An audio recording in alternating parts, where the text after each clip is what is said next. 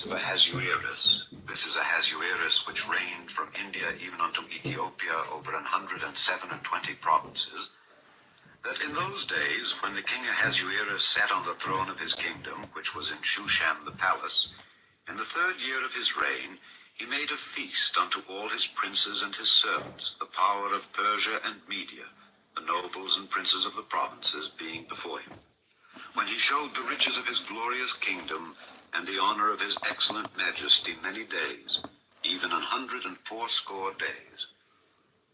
And when these days were expired, the king made a feast unto all the people that were present in Shushan the palace, both unto great and small, 7 days, in the court of the garden of the king's palace, where were white, green, and blue hangings fastened with cords of fine linen and purple, to silver rings and pillars of marble. The beds were of gold and silver, upon a pavement of red and blue and white and black marble. And they gave them drink in vessels of gold, the vessels being diverse one from another, and royal wine in abundance, according to the state of the king. And the drinking was according to the law. None did compel. For so the king had appointed to all the officers of his house, that they should do according to every man's pleasure. Also Vashti the queen made a feast for the women in the royal house which belonged to King Ahasuerus.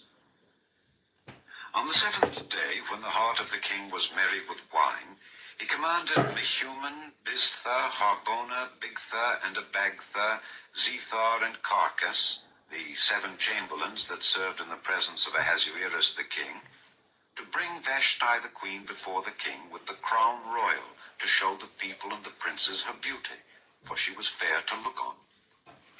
But the queen Vashti refused to come at the king's commandment by his chamberlains. Therefore was the king very wroth, and his anger burned in him. Then the king said to the wise men which knew the times, for so was the king's manner toward all that knew law and judgment, and the next unto him was Karshena, Shethar, Admatha, Tarshish, Meres, Marsena, and Memucan, the 7 princes of Persia and Media, which saw the king's face, and which sat the first in the kingdom. What shall we do unto the queen Vashti according to law, because she hath not performed the commandment of the king Ahasuerus by the chamberlains? And Memucan answered before the king and the princes, Vashti the queen hath not done wrong to the king only, but also to all the princes, and to all the people that are in all the provinces of the king Ahasuerus. For this deed of the queen shall come abroad unto all women, so that they shall despise their husbands in their eyes, when it shall be reported, the king Ahasuerus commanded Vashti the queen to be brought in before him, but she came not. Likewise shall the ladies of Persia and Media say this day unto all the king's princes, which have heard of the deed of the queen. Thus shall there arise too much contempt and wrath. If it please the king, let there go a royal commandment from him, and let it be written among the laws of the Persians and the Medes, that it be not altered, that Vashti come no more before King Ahasuerus. And let the king give her royal estate unto another that is better than she. And when the king's decree which he shall make shall be published throughout all his empire, for it is great, all the wives shall give to their husbands honor, both to great and small. And the saying pleased the king and the princes. And the king did according to the word of Memucan. For he sent letters into all the king's provinces, into every province according to the writing thereof, and to every people after their language, that every man should bear rule in his own house, and that it should be published according to the language of every people. Chapter 2. After these things, when the wrath of King Ahasuerus was appeased, he remembered Vashti, and what she had done, and what was decreed against her. Then said the king's servants that ministered unto him, Let there be fair young virgins sought for the king, and let the king appoint officers in all the provinces of his kingdom, that they may gather together all the fair young virgins unto Shushan the palace, to the house of the women, unto the custody of Hegi the king's chamberlain, keeper of the women, and let their things for purification be given them. and let the maiden which pleaseth the king be queen instead of Vashti. And the thing pleased the king, and he did so. Now in Shushan the palace there was a certain Jew whose name was Mordecai, the son of Jair, the son of Shimei, the son of Kish, a Benjamite, who had been carried away from Jerusalem with the captivity which had been carried away with Jeconiah king of Judah, whom Nebuchadnezzar the king of Babylon had carried away. And he brought up Hadassah, that is Esther, his uncle's daughter. For she had neither father nor mother, and the maid was fair and beautiful, whom Mordecai, when her father and mother were dead, took for his own daughter. So it came to pass, when the king's commandment and his decree was heard, and when many maidens were gathered together unto Shushan the palace to the custody of Hegai, that Esther was brought also unto the king's house to the custody of Hegai, keeper of the women. And the maiden pleased him, and she obtained kindness of him. And he speedily gave her her things for purification, with such things as belonged to her, and 7 maidens which were meet to be given her out of the king's house. And he preferred her and her maids unto the best place of the house of the women. Esther had not showed her people nor her kindred, for Mordecai had charged her that she should not show it. And Mordecai walked every day before the court of the women's house to know how Esther did, and what should become of her. Now when every maid's turn was come to go in to King Ahasuerus, after that she had been 12 months according to the manner of the women, for so were the days of their purifications accomplished, to wit 6 months with oil of myrrh, and 6 months with sweet odors, and with other things for the purifying of the women, then thus came every maiden unto the king. Whatsoever she desired was given her to go with her out of the house of the women unto the king's house. In the evening she went, and on the morrow she returned into the second house of the women to the custody of Sheashgaz, the king's chamberlain, which kept the concubines. She came in unto the king no more, except the king delighted in her, and that she were called by name. Now when the turn of Esther, the daughter of Abihail, the uncle of Mordecai, who had taken her for his daughter, was come to go in unto the king, she required nothing but what Hegai, the king's chamberlain, the keeper of the women, appointed. And Esther obtained favor in the sight of all them that looked upon her. So Esther was taken unto King Ahasuerus into his house royal in the 10th month, which is the month Tebeth, in the 7th year of his reign. And the king loved Esther above all the women, and she obtained grace and favor in his sight more than all the virgins, so that he set the royal crown upon her head, and made her queen instead of Vashti. Then the king made a great feast unto all his princes and his servants, even Esther's feast. And he made a release to the provinces, and gave gifts according to the state of the king. And when the virgins were gathered together the second time, then Mordecai sat in the king's gate. Esther had not yet showed her kindred nor her people, as Mordecai had charged her. For Esther did the commandment of Mordecai, like as when she was brought up with him. In those days, while Mordecai sat in the king's gate, 2 of the king's chamberlains, Bigthan and Teresh, of those which kept the door, were wroth, and sought to lay hand on the king Ahasuerus. And the thing was known to Mordecai, who told it unto Esther the queen. And Esther certified the king thereof in Mordecai's name. And when inquisition was made of the matter, it was found out. Therefore they were both hanged on a tree, and it was written in the book of the Chronicles before the king. Chapter 3. After these things did King Ahasuerus promote Haman the son of Hammedatha the Agagite, and advanced him, and set his seat above all the princes that were with him. And all the king's servants that were in the king's gate bowed and reverenced Haman, for the king had so commanded concerning him. But Mordecai bowed not, nor did him reverence. Then the king's servants, which were in the king's gate, said unto Mordecai, Why transgressest thou the king's commandment? Now it came to pass, when they spake daily unto him, and he hearkened not unto them, that they told Haman to see whether Mordecai's matters would stand, for he had told them that he was a Jew. And when Haman saw that Mordecai bowed not, nor did him reverence, Then was Haman full of wrath, and he thought scorn to lay hands on Mordecai alone, for they had showed him the people of Mordecai. Wherefore Haman sought to destroy all the Jews that were throughout the whole kingdom of Ahasuerus, even the people of Mordecai. In the first month, that is the month Nisan, in the 12th year of King Ahasuerus, they cast Pur, that is the lot, before Haman from day to day and from month to month, to the 12th month, that is the month Adar. And Haman said unto King Ahasuerus, There is a certain people scattered abroad and dispersed among the people in all the provinces of thy kingdom, and their laws are diverse from all people, neither keep they the king's laws. Therefore it is not for the king's profit to suffer them. If it please the king, let it be written that they may be destroyed. I will pay 10,000 talents of silver to the hands of those that have the charge of the business, to bring it into the king's treasuries. And the king took his ring from his hand, and gave it unto Haman the son of Hammedatha the Agagite, the Jews' enemy. And the king said unto Haman, The silver is given to thee, the people also, to do with them as it seemeth good to thee.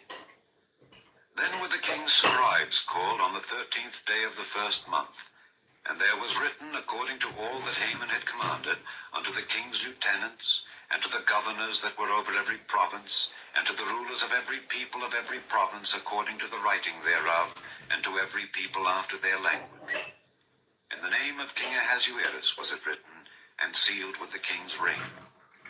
And the letters were sent by posts into all the king's provinces, to destroy, to kill, and to cause to perish all Jews, both young and old, little children and women, in one day, even upon the 13th day of the 12th month, which is the month Adar, and to take the spoil of them for a prey.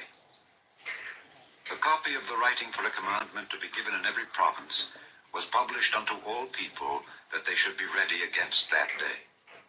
The posts went out, being hastened by the king's commandment, and the decree was given in Shushan the palace. And the king and Haman sat down to drink.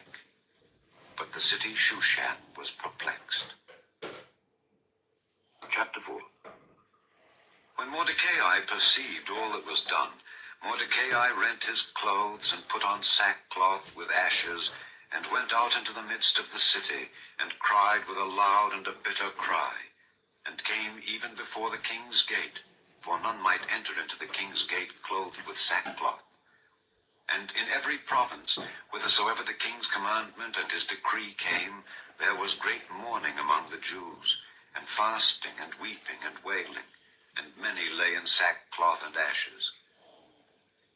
So Esther's maids and her chamberlains came and told it her. Then was the queen exceedingly grieved, and she sent raiment to clothe Mordecai, and to take away his sackcloth from him, but he received it not. Then called Esther for Hatach, one of the king's chamberlains, whom he had appointed to attend upon her, and gave him a commandment to Mordecai to know what it was, and why it was. So Hatach went forth to Mordecai unto the street of the city, which was before the king's gate. And Mordecai told him of all that had happened unto him, and of the sum of the money that Haman had promised to pay to the king's treasuries for the Jews, to destroy them. Also he gave him the copy of the writing of the decree that was given at Shushan to destroy them, to show it unto Esther, and to declare it unto her, and to charge her that she should go in unto the king to make supplication unto him, and to make request before him for her people. And Hatach came and told Esther the words of Mordecai. Again Esther spake unto Hatach, and gave him commandment unto Mordecai. All the king's servants and the people of the king's provinces do know, that whosoever, whether man or woman, shall come unto the king into the inner court, who is not called, there is one law of his, to put him to death, except such to whom the king shall hold out the golden scepter, that he may live. But I have not been called to come in unto the king these 30 days. And they told to Mordecai Esther's words. Then Mordecai commanded to answer Esther, Think not with thyself that thou shalt escape in the king's house more than all the Jews. For if thou altogether holdest thy peace at this time, then shall their enlargement and deliverance arise to the Jews from another place. But thou and thy father's house shall be destroyed. And who knoweth whether thou art come to the kingdom for such a time as this? Then Esther bade them return Mordecai this answer. Go, gather together all the Jews that are present in Shushan, and fast ye for me, and neither eat nor drink 3 days, night or day. I also and my maidens will fast likewise, and so will I go in unto the king, which is not according to the law. And if I perish, I perish. So Mordecai went his way, and did according to all that Esther had commanded him. Chapter 5. Now it came to pass on the 3rd day that Esther put on her royal apparel, and stood in the inner court of the king's house over against the king's house. And the king sat upon his royal throne in the royal house, over against the gate of the house. And it was so, when the king saw Esther the queen standing in the court, that she obtained favor in his sight. And the king held out to Esther the golden scepter that was in his hand. So Esther drew near, and touched the top of the scepter. Then said the king unto her, What wilt thou, Queen Esther, and what is thy request? It shall be even given thee to the half of the kingdom. And Esther answered, If it seem good unto the king, let the king and Haman come this day unto the banquet that I have prepared for him. Then the king said, Cause Haman to make haste, that he may do as Esther hath said. So the king and Haman came to the banquet that Esther had prepared. And the king said unto Esther at the banquet of wine, What is thy petition? And it shall be granted thee.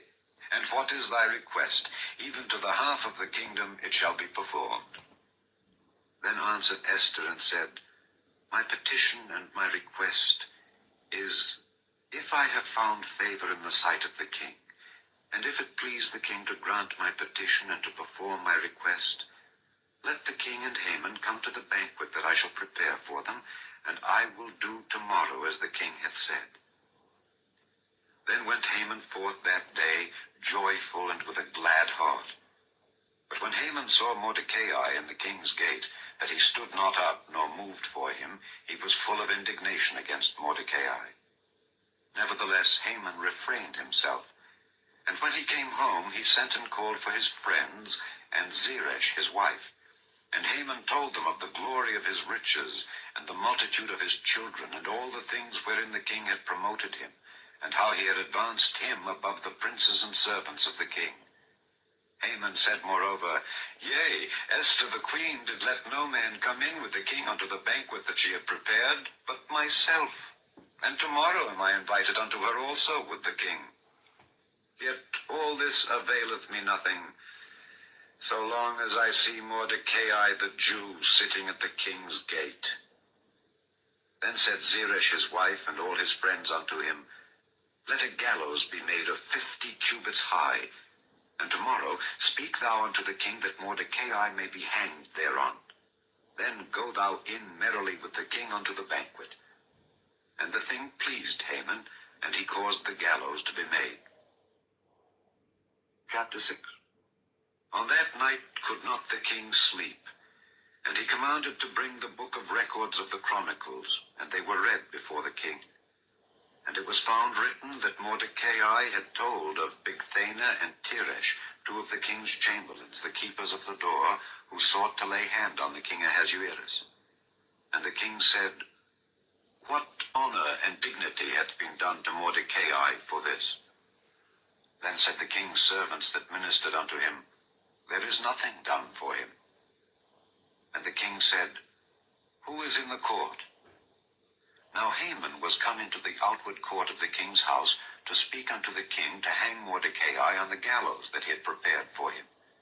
And the king's servant said unto him, Behold, Haman standeth in the court. And the king said, Let him come in. So Haman came in, and the king said unto him, What shall be done unto the man whom the king delighteth to honor? Now Haman thought in his heart, To whom would the king delight to do honor more than to myself? And Haman answered the king, For the man whom the king delighteth to honor, let the royal apparel be brought which the king useth to wear, and the horse that the king rideth upon, and the crown royal which is set upon his head, and let this apparel and horse be delivered to the hand of one of the king's most noble princes, that they may array the man withal whom the king delighteth to honor, and bring him on horseback through the street of the city, and proclaim before him, Thus shall it be done to the man whom the king delighteth to honor. Then the king said to Haman, Make haste, and take the apparel and the horse, as thou hast said, and do even so to Mordecai the Jew that sitteth at the king's gate. Let nothing fail of all that thou hast spoken. Then took Haman the apparel and the horse, and arrayed Mordecai, and brought him on horseback through the street of the city, and proclaimed before him, Thus shall it be done unto the man whom the king delighteth to honor. And Mordecai came again to the king's gate.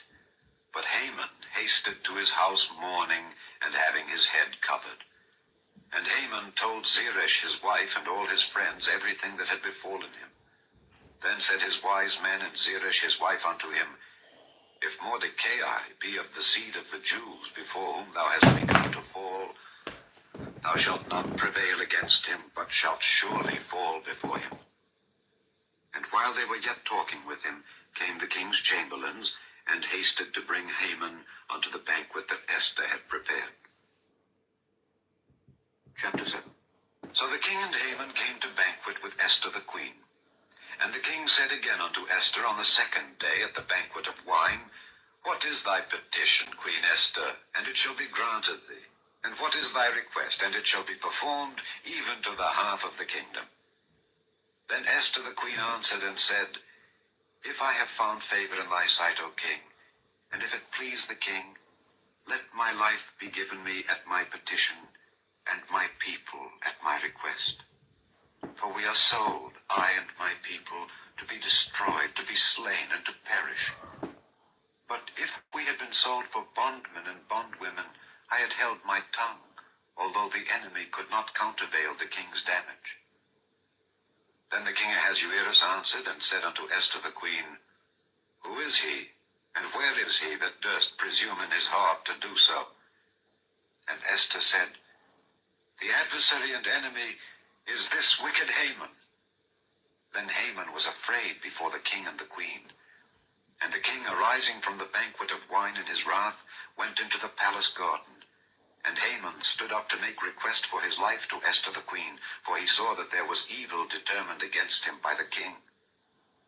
Then the king returned out of the palace garden into the place of the banquet of wine, and Haman was fallen upon the bed whereon Esther was. Then said the king, Will he force the queen also before me in the house? As the word went out of the king's mouth, they covered Haman's face. And Harbona, one of the chamberlains, said before the king, Behold also, the gallows 50 cubits high, which Haman had made for Mordecai, who had spoken good for the king, standeth in the house of Haman. Then the king said, Hang him thereon.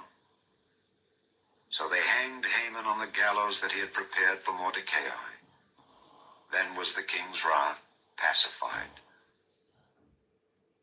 Chapter 8. On that day did the king Ahasuerus give the house of Haman, the Jews' enemy, unto Esther the queen. And Mordecai came before the king, for Esther had told what he was unto her. And the king took off his ring, which he had taken from Haman, and gave it unto Mordecai. And Esther set Mordecai over the house of Haman. And Esther spake yet again before the king, and fell down at his feet, and besought him with tears to put away the mischief of Haman the Agagite, and his device that he had devised against the Jews. Then the king held out the golden scepter toward Esther.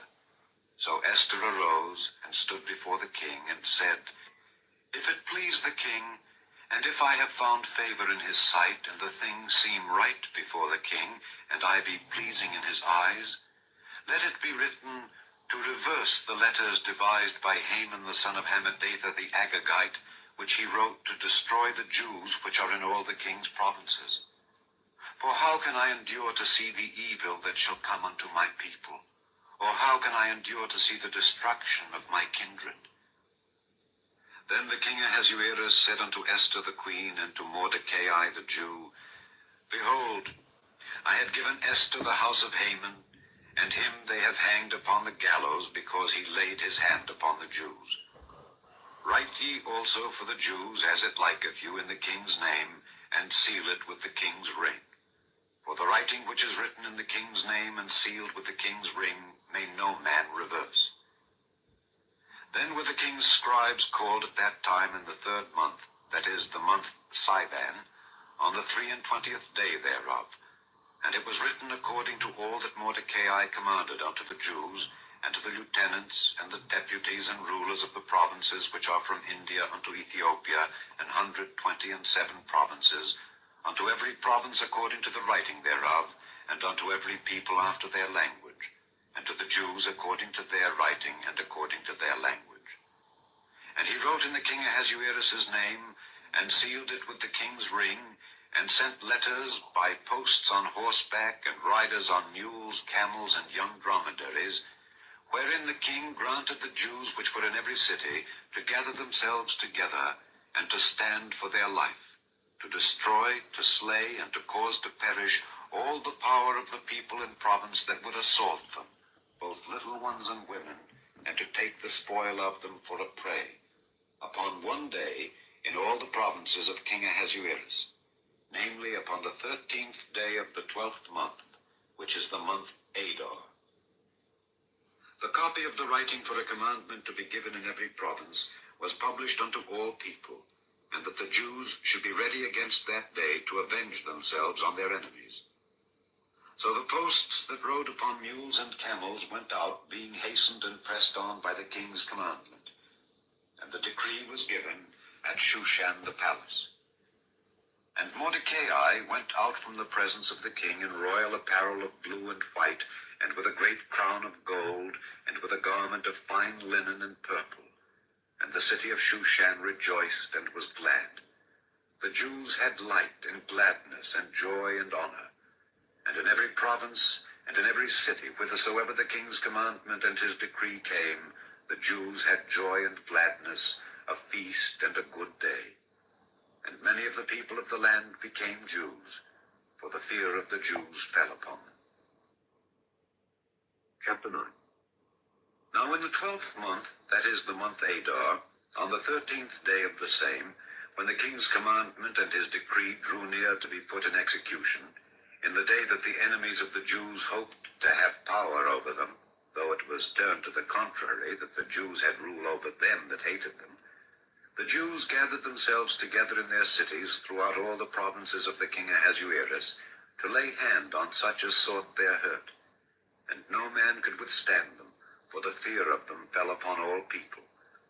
And all the rulers of the provinces, and the lieutenants, and the deputies, and officers of the king helped the Jews, because the fear of Mordecai fell upon them. For Mordecai was great in the king's house, and his fame went out throughout all the provinces. For this man Mordecai waxed greater and greater. Thus the Jews smote all their enemies with the stroke of the sword, and slaughter and destruction, and did what they would unto those that hated them. And in Shushan the palace the Jews slew and destroyed 500 men. And Parshandatha, and Dalphon, and Aspatha, and Poratha, and Adalia, and Aridatha, and Parmashta, and Arisai, and Aradai, and Bajezatha, the 10 sons of Haman the son of Hammedatha, the enemy of the Jews, slew they. But on the spoil laid they not their hand. On that day the number of those that were slain in Shushan the palace was brought before the king. And the king said unto Esther the queen, The Jews have slain and destroyed 500 men in Shushan the palace, and the 10 sons of Haman. What have they done in the rest of the king's provinces? Now, what is thy petition, and it shall be granted thee? Or what is thy request further, and it shall be done? Then said Esther, If it please the king, Let it be granted to the Jews which are in Shushan to do tomorrow also according unto this day's decree, and let Haman's 10 sons be hanged upon the gallows. And the king commanded it so to be done. And the decree was given at Shushan, and they hanged Haman's 10 sons. For the Jews that were in Shushan gathered themselves together on the 14th day also of the month Adar, and slew 300 men at Shushan. But on the prey they laid not their hand. But the other Jews that were in the king's provinces gathered themselves together, and stood for their lives, and had rest from their enemies, and slew of their foes 75,000. But they laid not their hands on the prey on the 13th day of the month Adar. And on the 14th day of the same rested they, and made it a day of feasting and gladness. But the Jews that were at Shushan assembled together on the 13th day thereof, and on the 14th thereof, and on the 15th day of the same they rested, and made it a day of feasting and gladness. Therefore the Jews of the villages that dwelt in the unwalled towns made the 14th day of the month Adar a day of gladness and feasting, and a good day, and of sending portions one to another. And Mordecai wrote these things, and sent letters unto all the Jews that were in all the provinces of the king Ahasuerus, both nigh and far, to establish this among them, that they should keep the 14th day of the month Adar, and the 15th day of the same yearly, as the days wherein the Jews rested from their enemies, and the month which was turned unto them from sorrow to joy, and from mourning into a good day, that they should make them days of feasting and joy, and of sending portions one to another, and gifts to the poor. And the Jews undertook to do as they had begun, and as Mordecai had written unto them.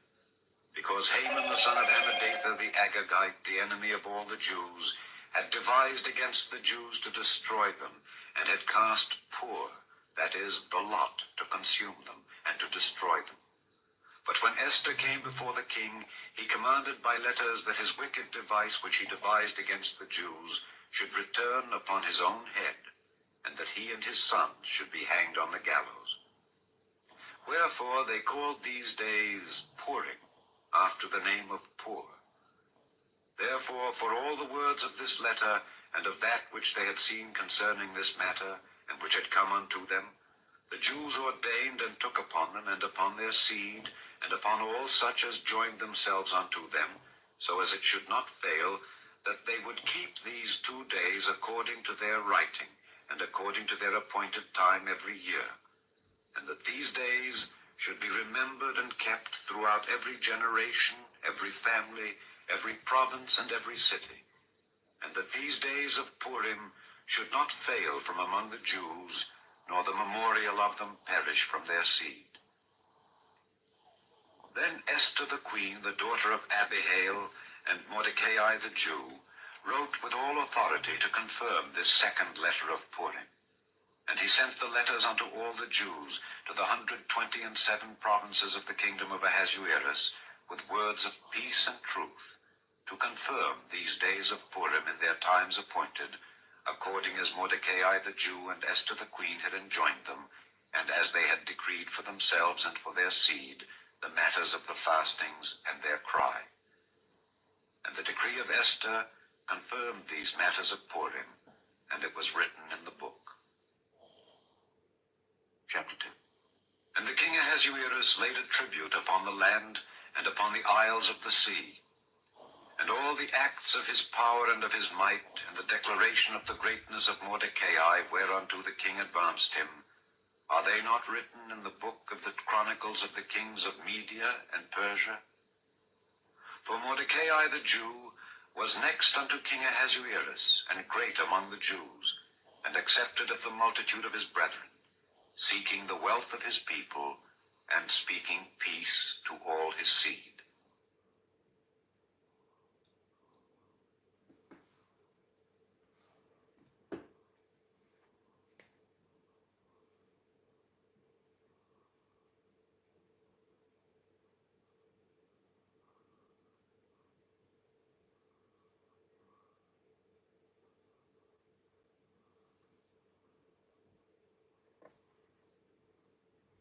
book of Esther, chapter 1.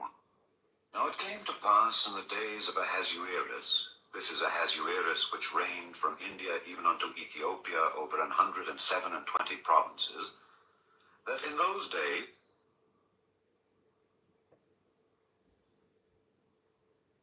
the book of Job, chapter 1. There was a man in the land of Uz whose name was Job, and that man was perfect and upright, and one that feared God and eschewed evil. And there were born unto him 7 sons and 3 daughters. His substance also was 7,000 sheep and 3,000 camels and 500 yoke of oxen and 500 she-asses and a very great household, so that this man was the greatest of all the men of the east. And his sons went and feasted in their houses every one his day, and sent and called for their 3 sisters to eat and to drink with them. And it was so, when the days of their feasting were gone about, that Job sent and sanctified them, and rose up early in the morning, and offered burnt offerings according to the number of them all. For Job said, It may be that my sons have sinned, and cursed God in their hearts. Thus did Job continually. Now there was a day when the sons of God came to present themselves before the Lord, and Satan came also among them. And the Lord said unto Satan, Whence comest thou? Then Satan answered the Lord and said, From going to and fro in the earth, and from walking up and down in it. And the Lord said unto Satan, Hast thou considered my servant Job, that there is none like him in the earth, a perfect and an upright man, one that feareth God and escheweth evil? Then Satan answered the Lord and said, Doth Job fear God for naught? Hast not thou made an hedge about him, and about his house, and about all that he hath on every side? Thou hast blessed the work of his hands, and his substance is increased in the land. But put forth thine hand now, and touch all that he hath, and he will curse thee to thy face. And the Lord said unto Satan, Behold, all that he hath is in thy power, only upon himself put not forth thine hand. So Satan went forth from the presence of the Lord. And there was a day when his sons and his daughters were eating and drinking wine in their eldest brother's house. And there came a messenger unto Job, and said, The oxen were plowing, and the asses feeding beside them, and the Sabaeans fell upon them, and took them away. Yea, they have slain the servants with the edge of the sword, and I only am escaped alone to tell thee. While he was yet speaking, there came also another, and said, The fire of God is fallen from heaven, and hath burned up the sheep and the servants, and consumed them, and I only am escaped alone to tell thee.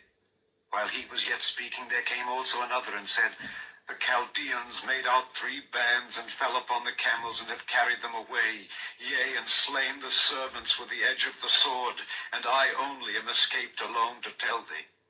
While he was yet speaking, there came also another, and said, My sons and my daughters were eating and drinking wine in their eldest brother's house. And behold, there came a great wind from the wilderness, and smote the 4 corners of the house, and it fell upon the young men, and they are dead, and I only am escaped alone to tell thee. Then Job arose, and rent his mantle, and shaved his head, and fell down upon the ground, and worshipped, and said, Naked came I out of my mother's womb, and naked shall I return thither. The Lord gave, and the Lord hath taken away. Blessed be the name of the Lord. In all this, Job sinned not, nor charged God foolishly. Chapter 2. Again there was a day when the sons of God came to present themselves before the Lord, and Satan came also among them to present himself before the Lord. And the Lord said unto Satan, From whence comest thou? And Satan answered the Lord and said, From going to and fro in the earth, and from walking up and down in it. And the Lord said unto Satan, Hast thou considered my servant Job, that there is none like him in the earth, a perfect and an upright man, one that feareth God and escheweth evil? And still he holdeth fast his integrity, although thou movest me against him to destroy him without cause. And Satan answered the Lord and said, Skin for skin, yea, all that a man hath will he give for his life. But put forth thine hand now, and touch his bone and his flesh, and he will curse thee to thy face. And the Lord said unto Satan, Behold, he is in thine hand, but save his life. So went Satan forth from the presence of the Lord, and smote Job with sore boils from the sole of his foot unto his crown.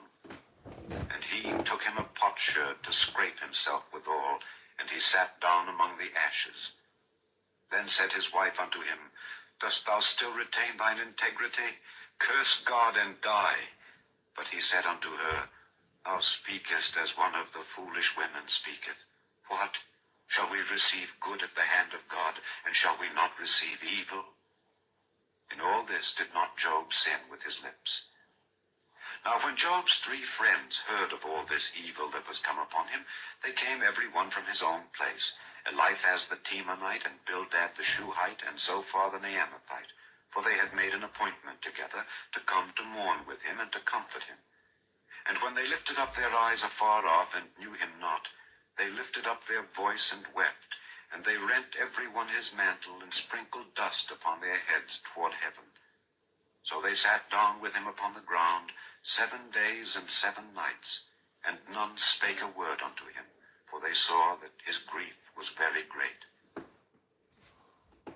Chapter 3. After this opened Job his mouth and cursed his day. And Job spake and said, Let the day perish wherein I was born, and the night in which it was said, There is a man-child conceived. Let that day be darkness. Let not God regard it from above, neither let the light shine upon it. Let darkness and the shadow of death stain it. Let a cloud dwell upon it. Let the blackness of the day terrify it. As for that night, let darkness seize upon it. Let it not be joined unto the days of the year. Let it not come into the number of the months. Lo, let that night be solitary. Let no joyful voice come therein. Let them curse it that curse the day, who are ready to raise up their mourning. Let the stars of the twilight thereof be dark. Let it look for light, but have none. Neither let it see the dawning of the day.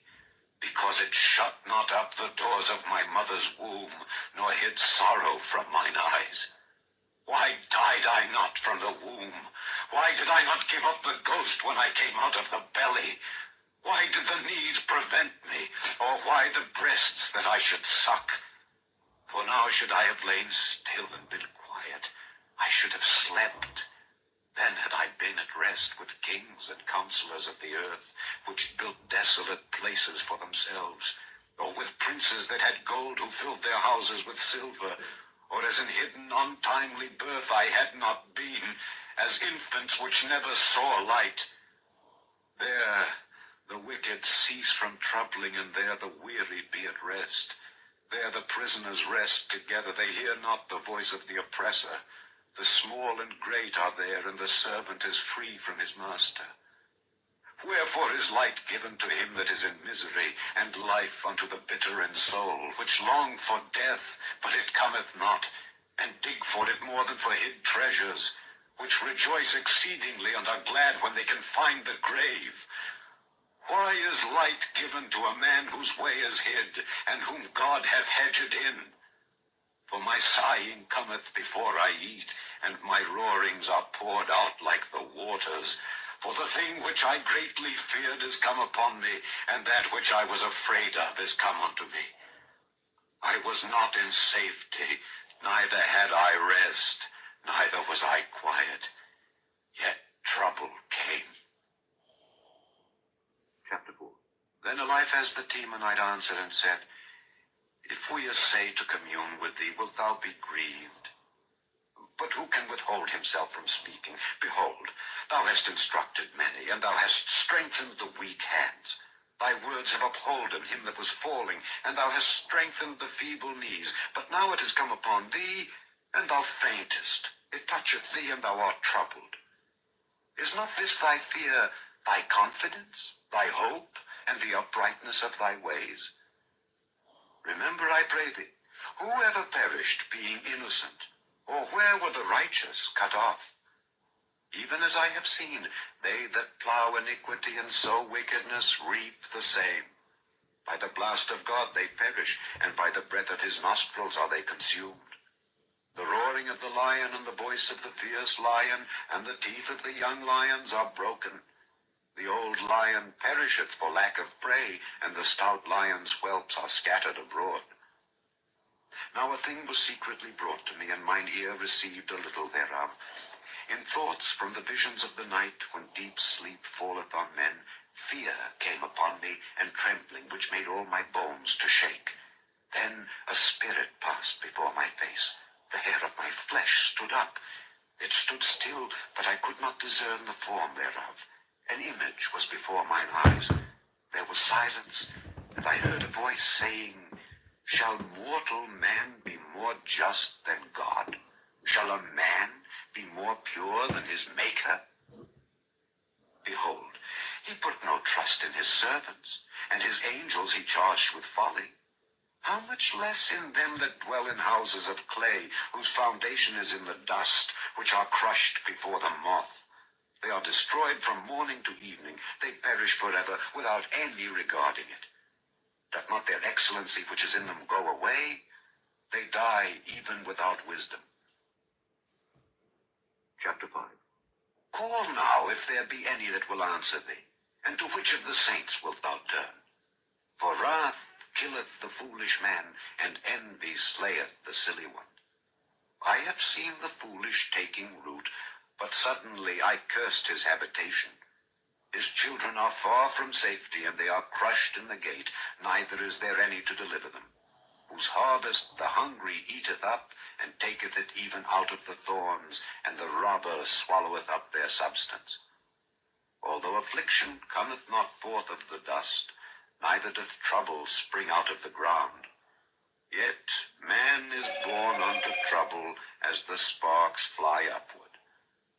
I would seek unto God, and unto God would I commit my cause, which doeth great things and unsearchable, marvelous things without number, who giveth rain upon the earth, and sendeth waters upon the fields, to set up on high those that be low, that those which mourn may be exalted to safety. He disappointeth the devices of the crafty, so that their hands cannot perform their enterprise. He taketh the wise in their own craftiness, and the counsel of the froward is carried headlong. They meet with darkness in the daytime, and grope in the noonday as in the night. But he saveth the poor from the sword, from their mouth, and from the hand of the mighty. So the poor hath hope, and iniquity stoppeth her mouth. Behold, happy is the man whom God correcteth. Therefore despise not thou the chastening of the Almighty. For he maketh sore, and bindeth up. He woundeth, and his hands make whole. He shall deliver thee in 6 troubles, yea, in 7 there shall no evil touch thee. In famine he shall redeem thee from death, and in war from the power of the sword. Thou shalt be hid from the scourge of the tongue, neither shalt thou be afraid of destruction when it cometh. At destruction and famine thou shalt laugh, neither shalt thou be afraid of the beasts of the earth. For thou shalt be in league with the stones of the field, and the beasts of the field shall be at peace with thee. And thou shalt know that thy tabernacle shall be in peace, and thou shalt visit thy habitation, and shalt not sin. Thou shalt know also that thy seed shall be great, and thine offspring as the grass of the earth. Thou shalt come to thy grave in a full age, like as a shock of corn cometh in his season. Lo this, we have searched it, so it is. Hear it, and know thou it for thy good.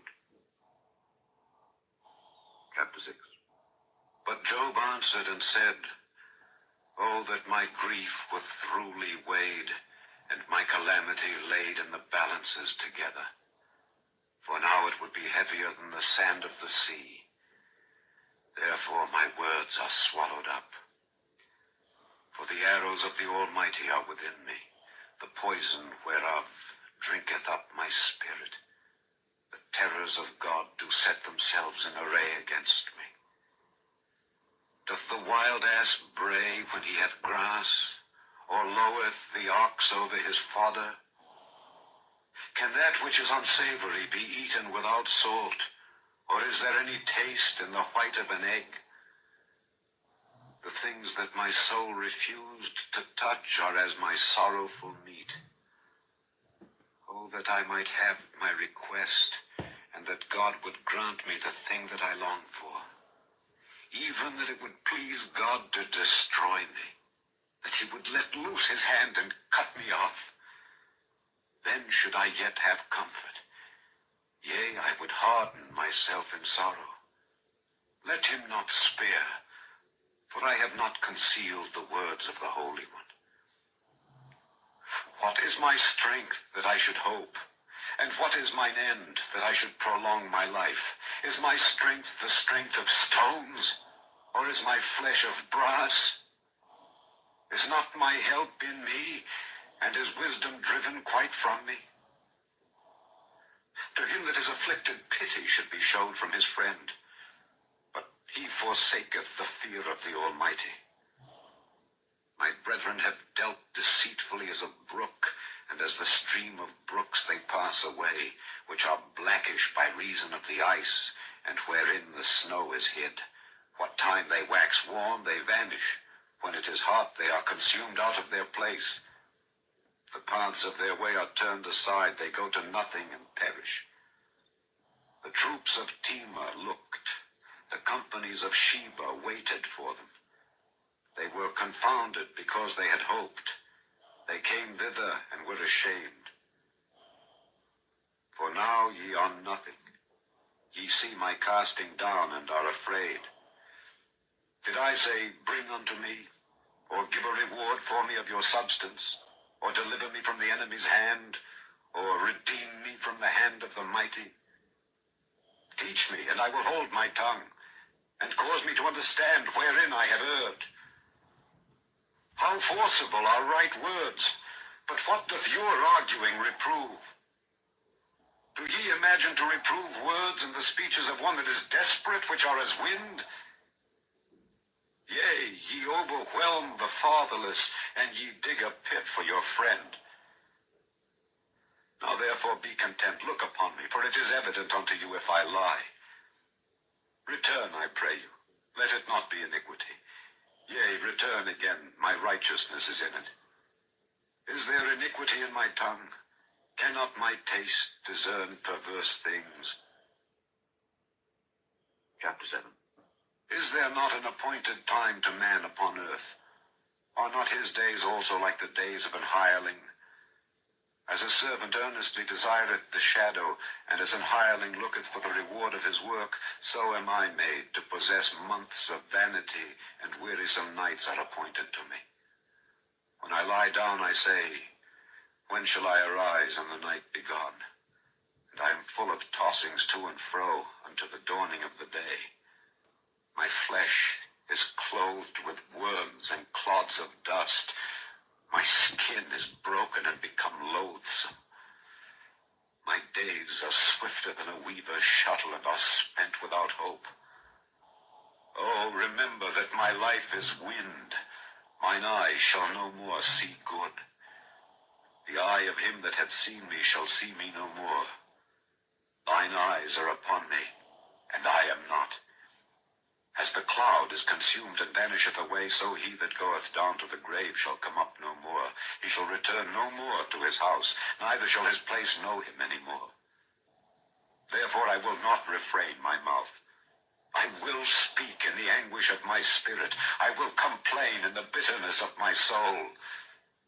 Am I a sea or a whale that thou settest a watch over me?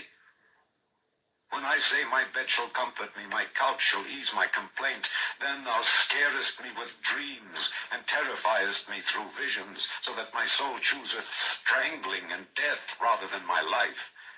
I loathe it. I would not live alway. Let me alone, for my days are vanity.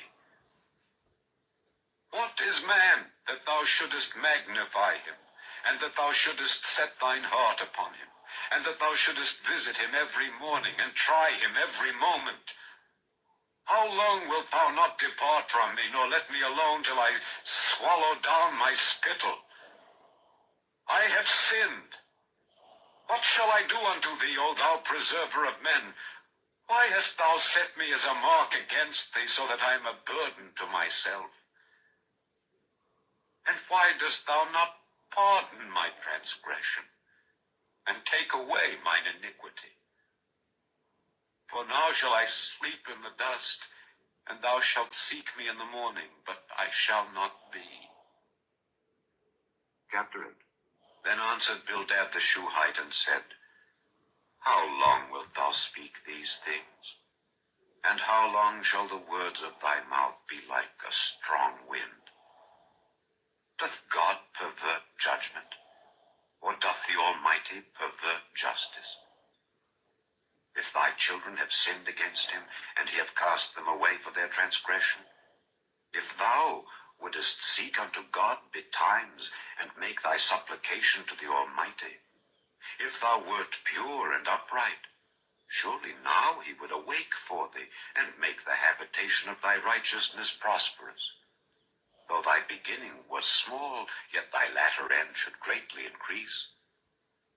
For inquire, I pray thee, of the former age, and prepare thyself to the search of their fathers. For we are but of yesterday, and know nothing, because our days upon earth are a shadow. Shall not they teach thee, and tell thee, and utter words out of their heart? Can the rush grow up without mire? Can the flag grow without water? Whilst it is yet in his greenness, and not cut down, it withereth before any other herb. So are the paths of all that forget God, and the hypocrite's hope shall perish, whose hope shall be cut off, and whose trust shall be a spider's web. He shall lean upon his house, but it shall not stand. He shall hold it fast, but it shall not endure. He is green before the sun, and his branch shooteth forth in his garden. His roots are wrapped about the heap, and seeth the place of stones. If he destroy him from his place, then it shall deny him, saying, I have not seen thee. Behold, this is the joy of his way, and out of the earth shall others grow. Behold, God will not cast away a perfect man, neither will he help the evildoers, till he fill thy mouth with laughing, and thy lips with rejoicing. They that hate thee shall be clothed with shame, and the dwelling place of the wicked shall come to naught. Chapter 9. Then Job answered and said, I know it is so of a truth. But how should man be just with God? If he will contend with him, he cannot answer him 1 of 1,000. He is wise in heart, and mighty in strength. Who hath hardened himself against him, and hath prospered? Which removeth the mountains, and they know not, which overturneth them in his anger, which shaketh the earth out of her place, and the pillars thereof tremble, which commandeth the sun, and it riseth not, and sealeth up the stars, which alone spreadeth out the heavens, and treadeth upon the waves of the sea, which maketh Arcturus, Orion, and Pleiades, and the chambers of the south, which doeth great things past finding out, yea, and wonders without number. Lo, he goeth by me, and I see him not. He passeth on also, but I perceive him not. Behold, he taketh away. Who can hinder him? Who will say unto him, What doest thou? If God will not withdraw his anger, the proud helpers do stoop unto him. How much less shall I answer him, and choose out my words to reason with him, whom, though I were righteous, yet would I not answer, but I would make supplication to my judge. If I had called and he had answered me, yet would I not believe that he had hearkened unto my voice. For he breaketh me with a tempest, and multiplieth my wounds without cause. He will not suffer me to take my breath, but filleth me with bitterness. If I speak of strength, lo, he is strong. And if of judgment, who shall set me a time to plead? If I justify myself, mine own mouth shall condemn me. If I say I am perfect, it shall also prove me perverse.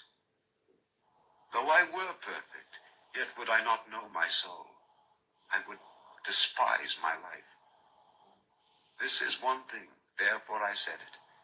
He destroyeth the perfect and the wicked. If the scourge slay suddenly, he will laugh at the trial of the innocent. The earth is given into the hand of the wicked. He covereth the faces of the judges thereof. If not, where and who is he? Now my days are swifter than a post. They flee away, they see no good. They are passed away as the swift ships, as the eagle that hasteth to the prey. If I say I will forget my complaint, I will leave off my heaviness and comfort myself, I am afraid of all my sorrows. I know that thou wilt not hold me innocent. If I be wicked, why then labor I in vain? If I wash myself with snow water and make my hands never so clean, yet shalt thou plunge me in the ditch, and mine own clothes shall abhor me. For he is not a man as I am, that I should answer him, and we should come together in judgment. Neither is there any daysman betwixt us that might lay his hand upon us both. Let him take his rod away from me, and let not his fear terrify me.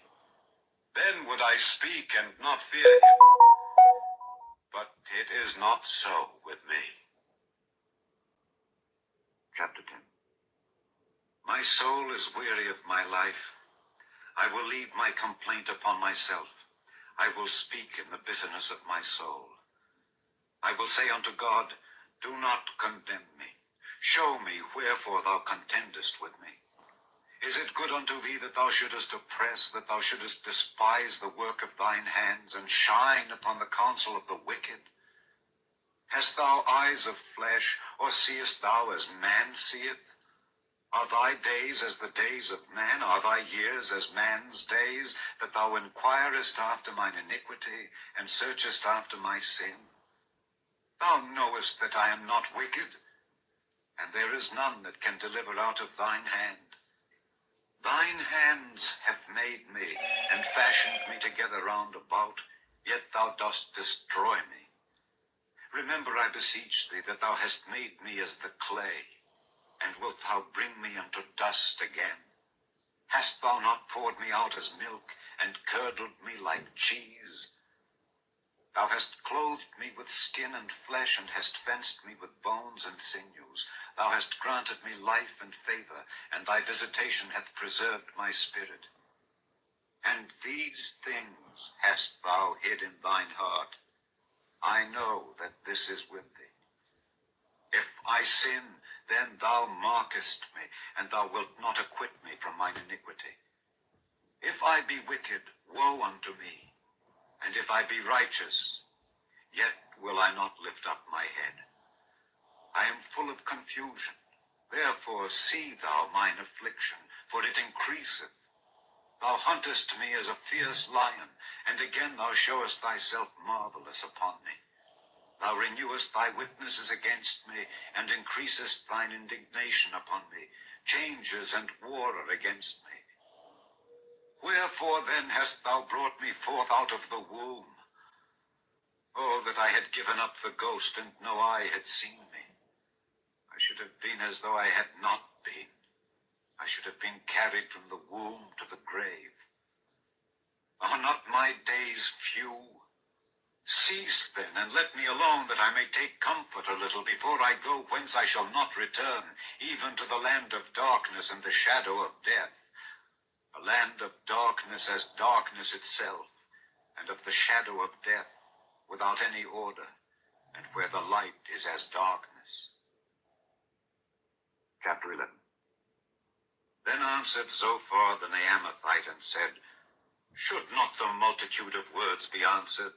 And should a man full of talk be justified? Should thy lies make men hold their peace, and when thou mockest shall no man make thee ashamed? For thou hast said, my doctrine is pure, and I am clean in thine eyes. But oh, that God would speak and open his lips against thee, and that he would show thee the secrets of wisdom, that they are double to that which is. Know therefore that God exacteth of thee less than thine iniquity deserveth. Canst thou by searching find out God? Canst thou find out the Almighty unto perfection? It is as high as heaven. What canst thou do? Deeper than hell. What canst thou know? The measure thereof is longer than the earth, and broader than the sea. If he cut off, and shut up, or gather together, then who can hinder him? For he knoweth vain men. He seeth wickedness also. Will he not then consider it? For vain man would be wise, though man be born like a wild ass's colt. If thou prepare thine heart, and stretch out thine hands toward him, if iniquity be in thine hand, put it far away, and let not wickedness dwell in thy tabernacles. For then shalt thou lift up thy face without spot. Yea, thou shalt be steadfast, and shalt not fear, because thou shalt forget thy misery, and remember it as waters that pass away. And thine age shall be clearer than the noonday. Thou shalt shine forth, thou shalt be as the morning. And thou shalt be secure, because there is hope. Yea, thou shalt dig about thee, and thou shalt take thy rest in safety. Also thou shalt lie down, and none shall make thee afraid. Yea, many shall make suit unto thee. But the eyes of the wicked shall fail, and they shall not escape, and their hope shall be as the giving up of the ghost. Chapter 12. And Job answered and said, No doubt but ye are the people, and wisdom shall die with you. But I have understanding as well as you. I am not inferior to you. Yea, who knoweth not such things as these? I am as one mocked of his neighbor, who calleth upon God, and he answereth him. The just, upright man is laughed to scorn. He that is ready to slip with his feet is as a lamp despised in the thought of him that is at ease. The tabernacles of robbers prosper, and they that provoke God are secure, into whose hand God bringeth abundantly. But ask now the beasts, and they shall teach thee, and the fowls of the air, and they shall tell thee. Or speak to the earth, and it shall teach thee, and the fishes of the sea shall declare unto thee. Who knoweth not in all these that the hand of the Lord hath wrought this?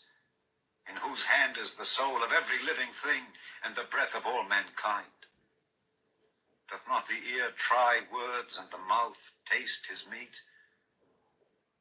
With the ancient is wisdom, and in length of days understanding. With him is wisdom and strength. He hath counsel and understanding. Behold, he breaketh down, and it cannot be built again. He shutteth up a man, and there can be no opening. Behold, he withholdeth the waters, and they dry up. Also he sendeth them out, and they overturn the earth. With him is strength and wisdom. The deceived and the deceiver are his. He leadeth counselors away spoiled, and maketh the judges fools. He looseth the bond of kings, and girdeth their loins with a girdle. He leadeth princes away spoiled, and overthroweth the mighty. He removeth away the speech of the trusty, and taketh away the understanding of the aged. He poureth contempt upon princes, and weakeneth the strength of the mighty. He discovereth deep things out of darkness, and bringeth out to light the shadow of death. He increaseth the nations, and destroyeth them. He enlargeth the nations, and straighteneth them again. He taketh away the heart of the chief of the people of the earth, and causeth them to wander in a wilderness where there is no way. They grope in the dark without light, and he maketh them to stagger like a drunken man. Chapter 13. Lo, mine eye hath seen all this, mine ear hath heard and understood it. What ye know, the same do I know also. I am not inferior unto you. Surely I would speak to the Almighty, and I desire to reason with God. But ye are forgers of lies, ye are all physicians of no value.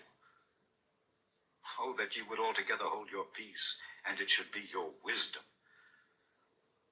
Hear now my reasoning, and hearken to the pleadings of my lips.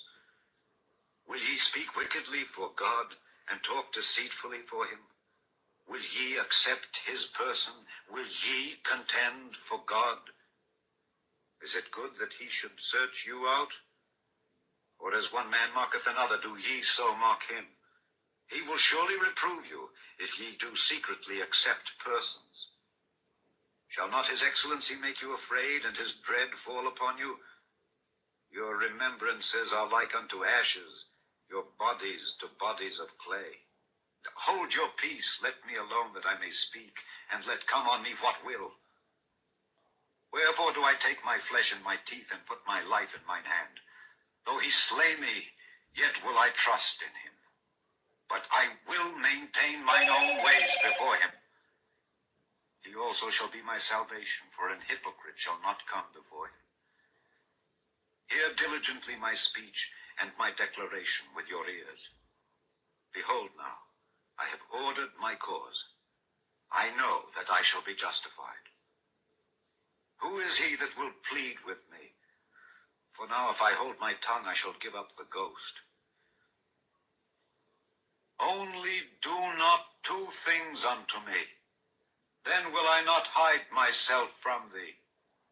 Withdraw thine hand far from me, and let not thy dread make me afraid.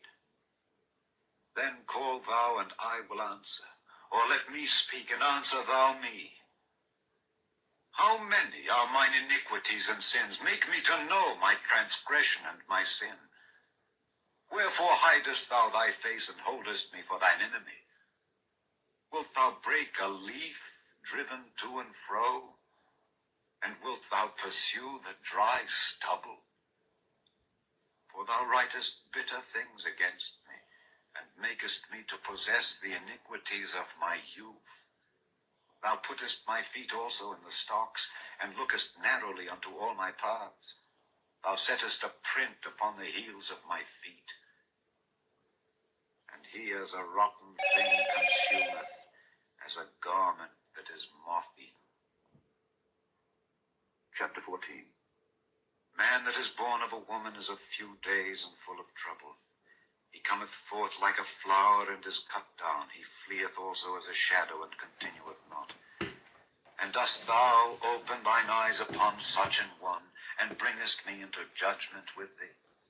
Who can bring a clean thing out of an unclean? Not one. Seeing his days are determined, the number of his months are with thee. Thou hast appointed his bounds that he cannot pass. Turn from him that he may rest, till he shall accomplish as an hireling his day. For there is hope of a tree, if it be cut down, that it will sprout again, and that the tender branch thereof will not cease. Though the root thereof wax old in the earth, and the stalk thereof die in the ground, yet through the scent of water it will bud and bring forth boughs like a plant. But man dieth and wasteth away. Yea, man giveth up the ghost, and where is he?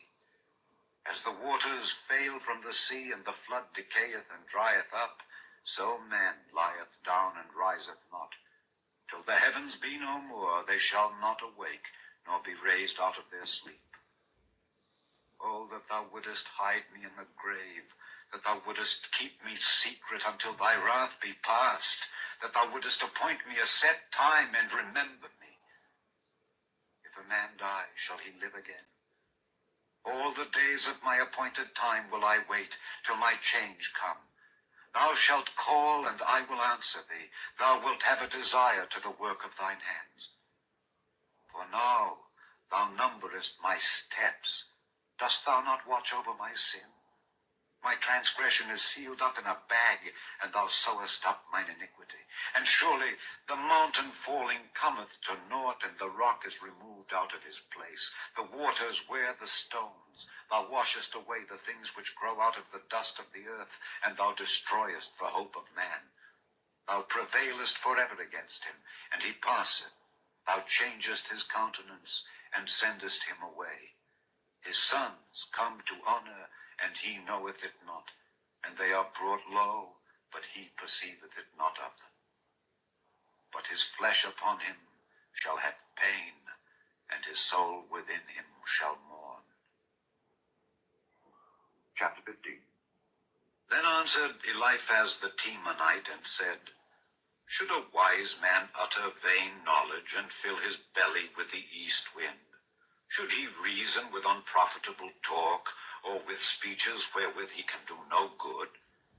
Yea, thou castest off fear, and restrainest prayer before God. For thy mouth uttereth thine iniquity, and thou choosest the tongue of the crafty. Thine own mouth condemneth thee, and not I. Yea, thine own lips testify against thee. Art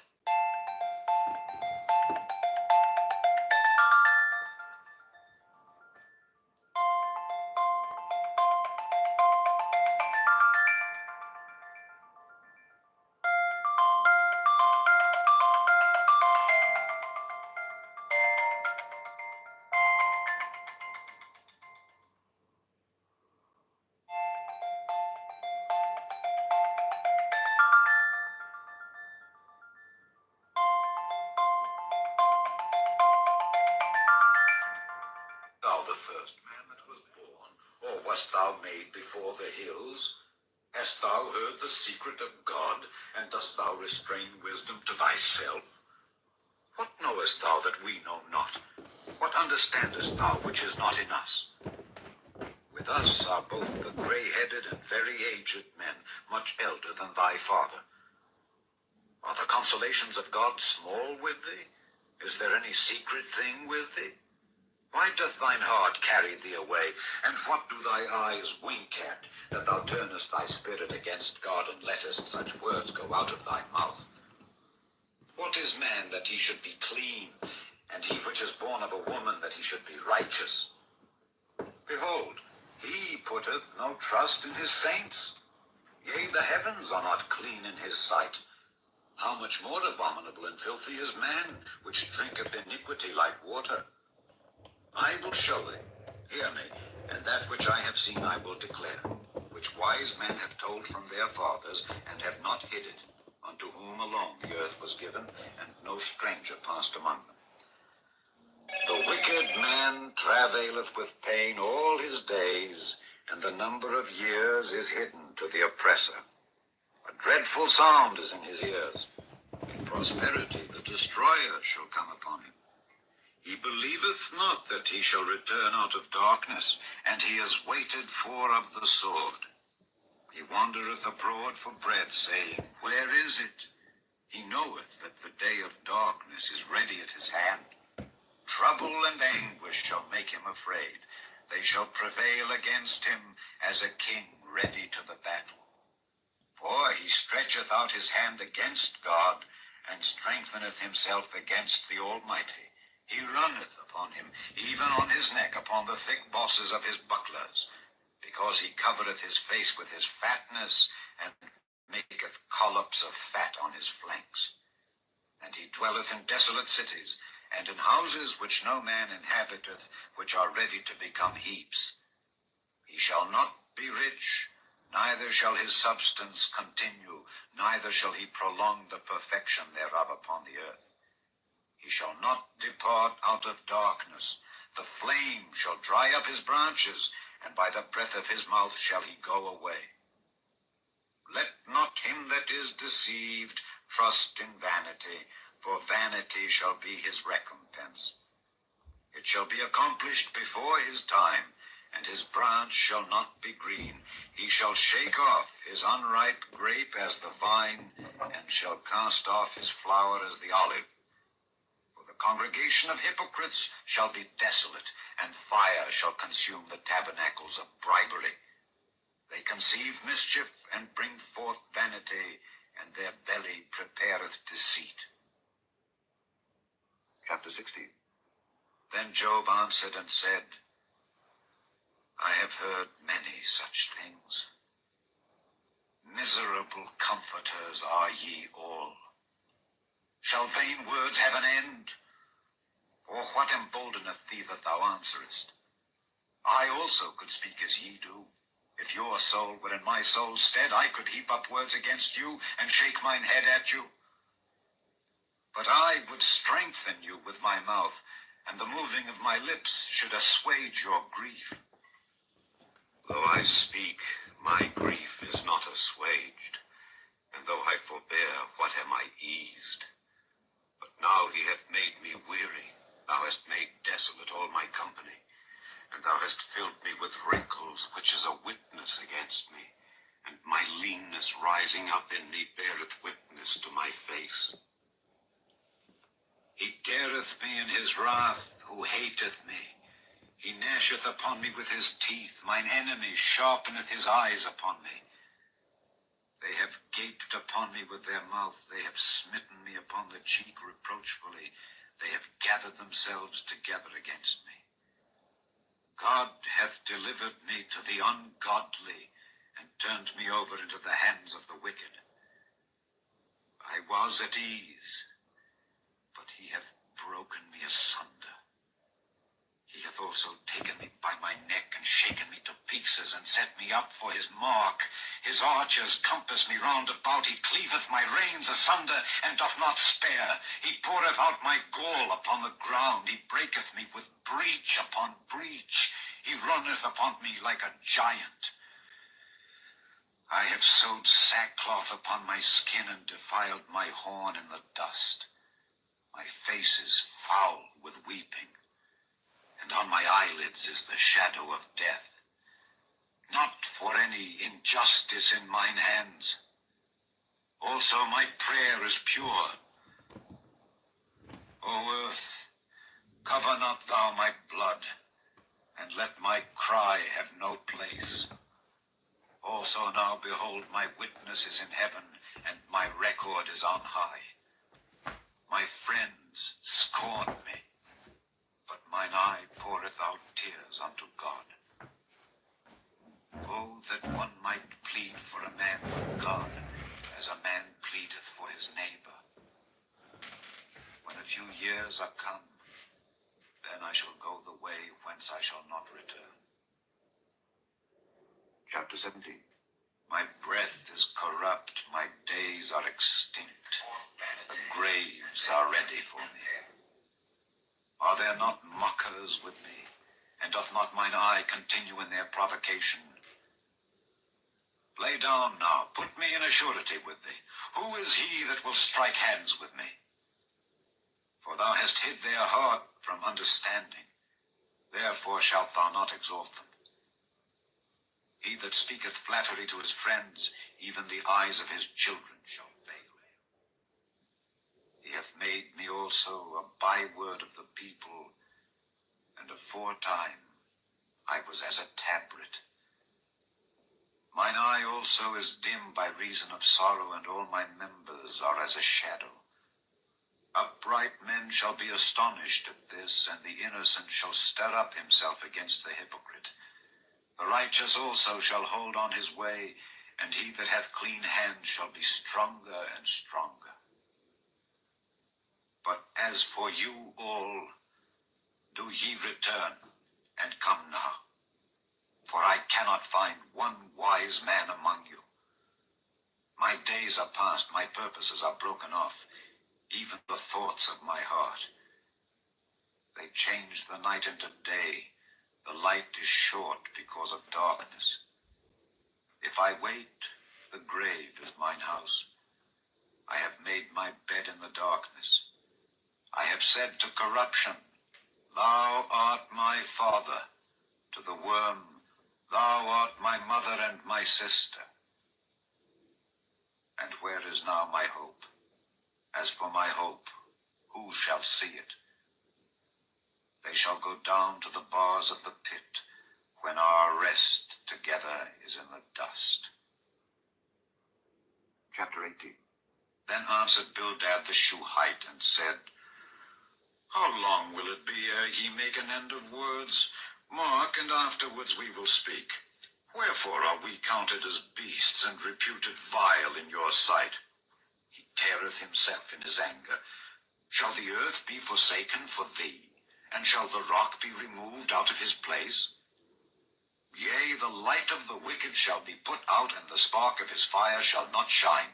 The light shall be dark in his tabernacle, and his candle shall be put out with him. The steps of his strength shall be straitened, and his own counsel shall cast him down. For he is cast into a net by his own feet, and he walketh upon a snare. But gin shall take him by the heel, and the robber shall prevail against him. The snare is laid for him in the ground, and a trap for him in the way. Terrors shall make him afraid on every side, and shall drive him to his feet. His strength shall be hunger-bitten, and destruction shall be ready at his side. It shall devour the strength of his skin. Even the firstborn of death shall devour his strength. His confidence shall be rooted out of his tabernacle, and it shall bring him to the king of terrors.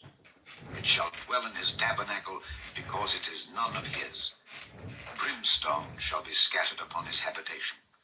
His roots shall be dried up beneath, and above shall his branch be cut off. His remembrance shall perish from the earth, and he shall have no name in the street. He shall be driven from light into darkness, and chased out of the world. He shall neither have son nor nephew among his people, nor any remaining in his dwellings. They that come after him shall be astonished at his day, as they that went before were affrighted. Surely such are the dwellings of the wicked, and this is the place of him that knoweth not God. Chapter 19. Then Job answered and said, How long will ye vex my soul, and break me in pieces with words? These 10 times have ye reproached me. Ye are not ashamed that ye make yourselves strange to me.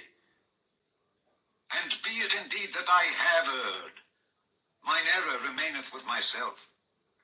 If indeed ye will magnify yourselves against me, and plead against me my reproach, know now that God hath overthrown me, and hath compassed me with his net. Behold, I cry out of wrong, but I am not heard. I cry aloud, but there is no judgment.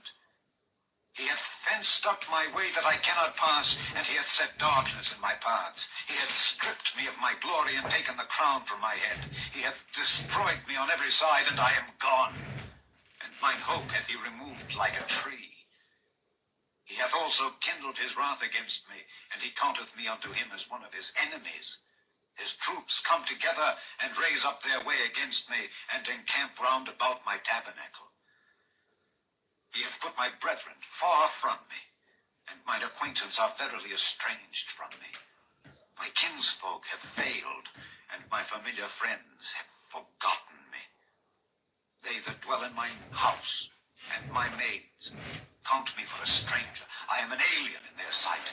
I called my servant, and he gave me no answer. I entreated him with my mouth. My breath is strange to my wife, though I entreated for the children's sake of mine own body. Yea, young children despised me. I arose, and they spake against me. All my inward friends abhorred me, and they whom I loved are turned against me. My bone cleaveth to my skin and to my flesh, and I am escaped with the skin of my teeth. Have pity upon me.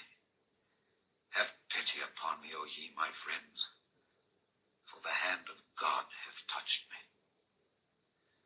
Why do ye persecute me as God, and are not satisfied with my flesh?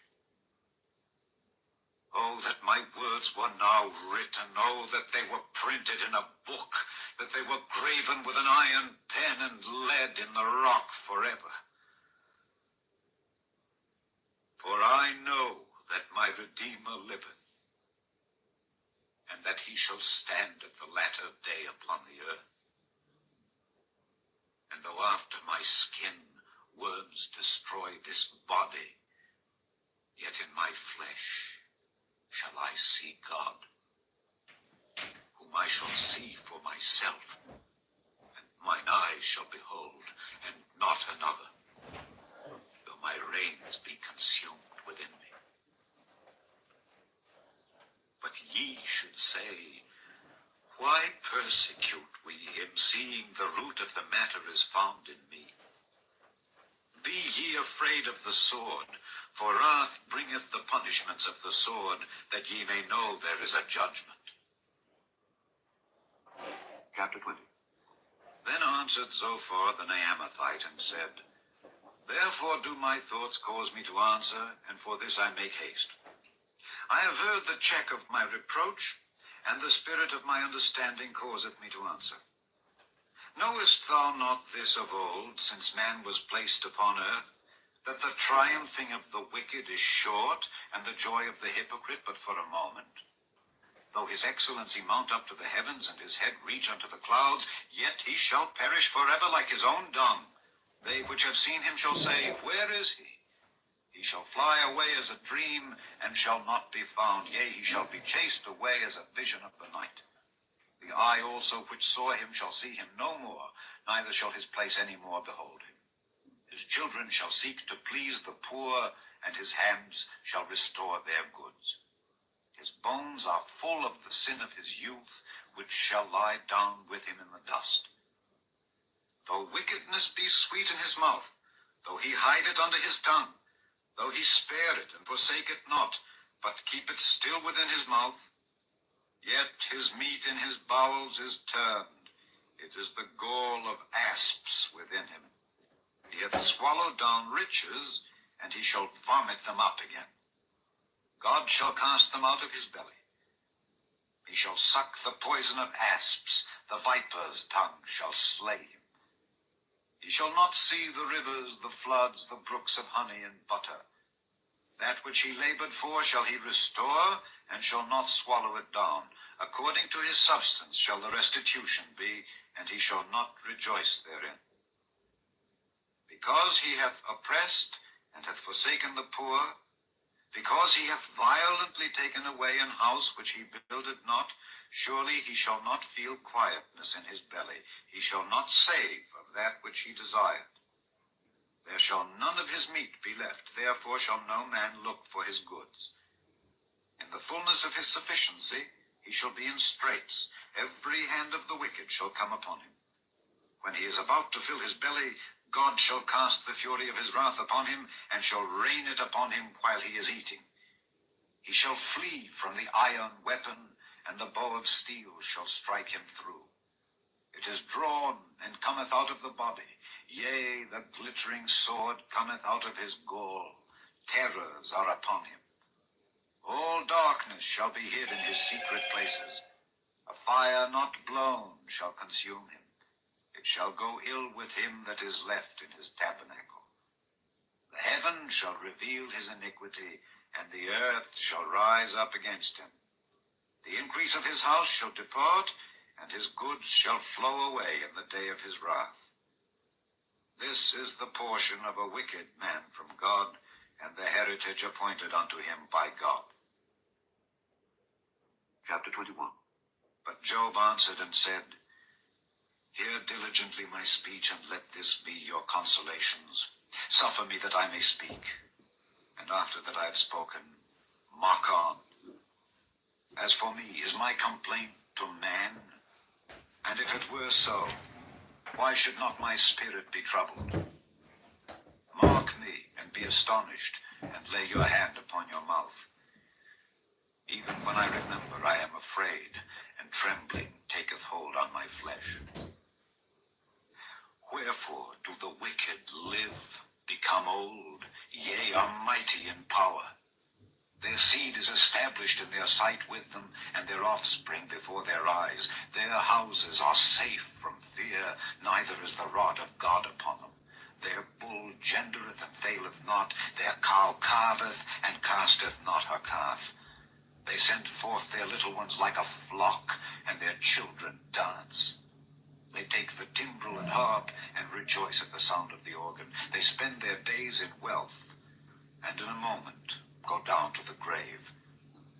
Therefore they say unto God, Depart from us, for we desire not the knowledge of thy ways. What is the Almighty that we should serve him? And what profit should we have if we pray unto him? Lo, their good is not in their hand.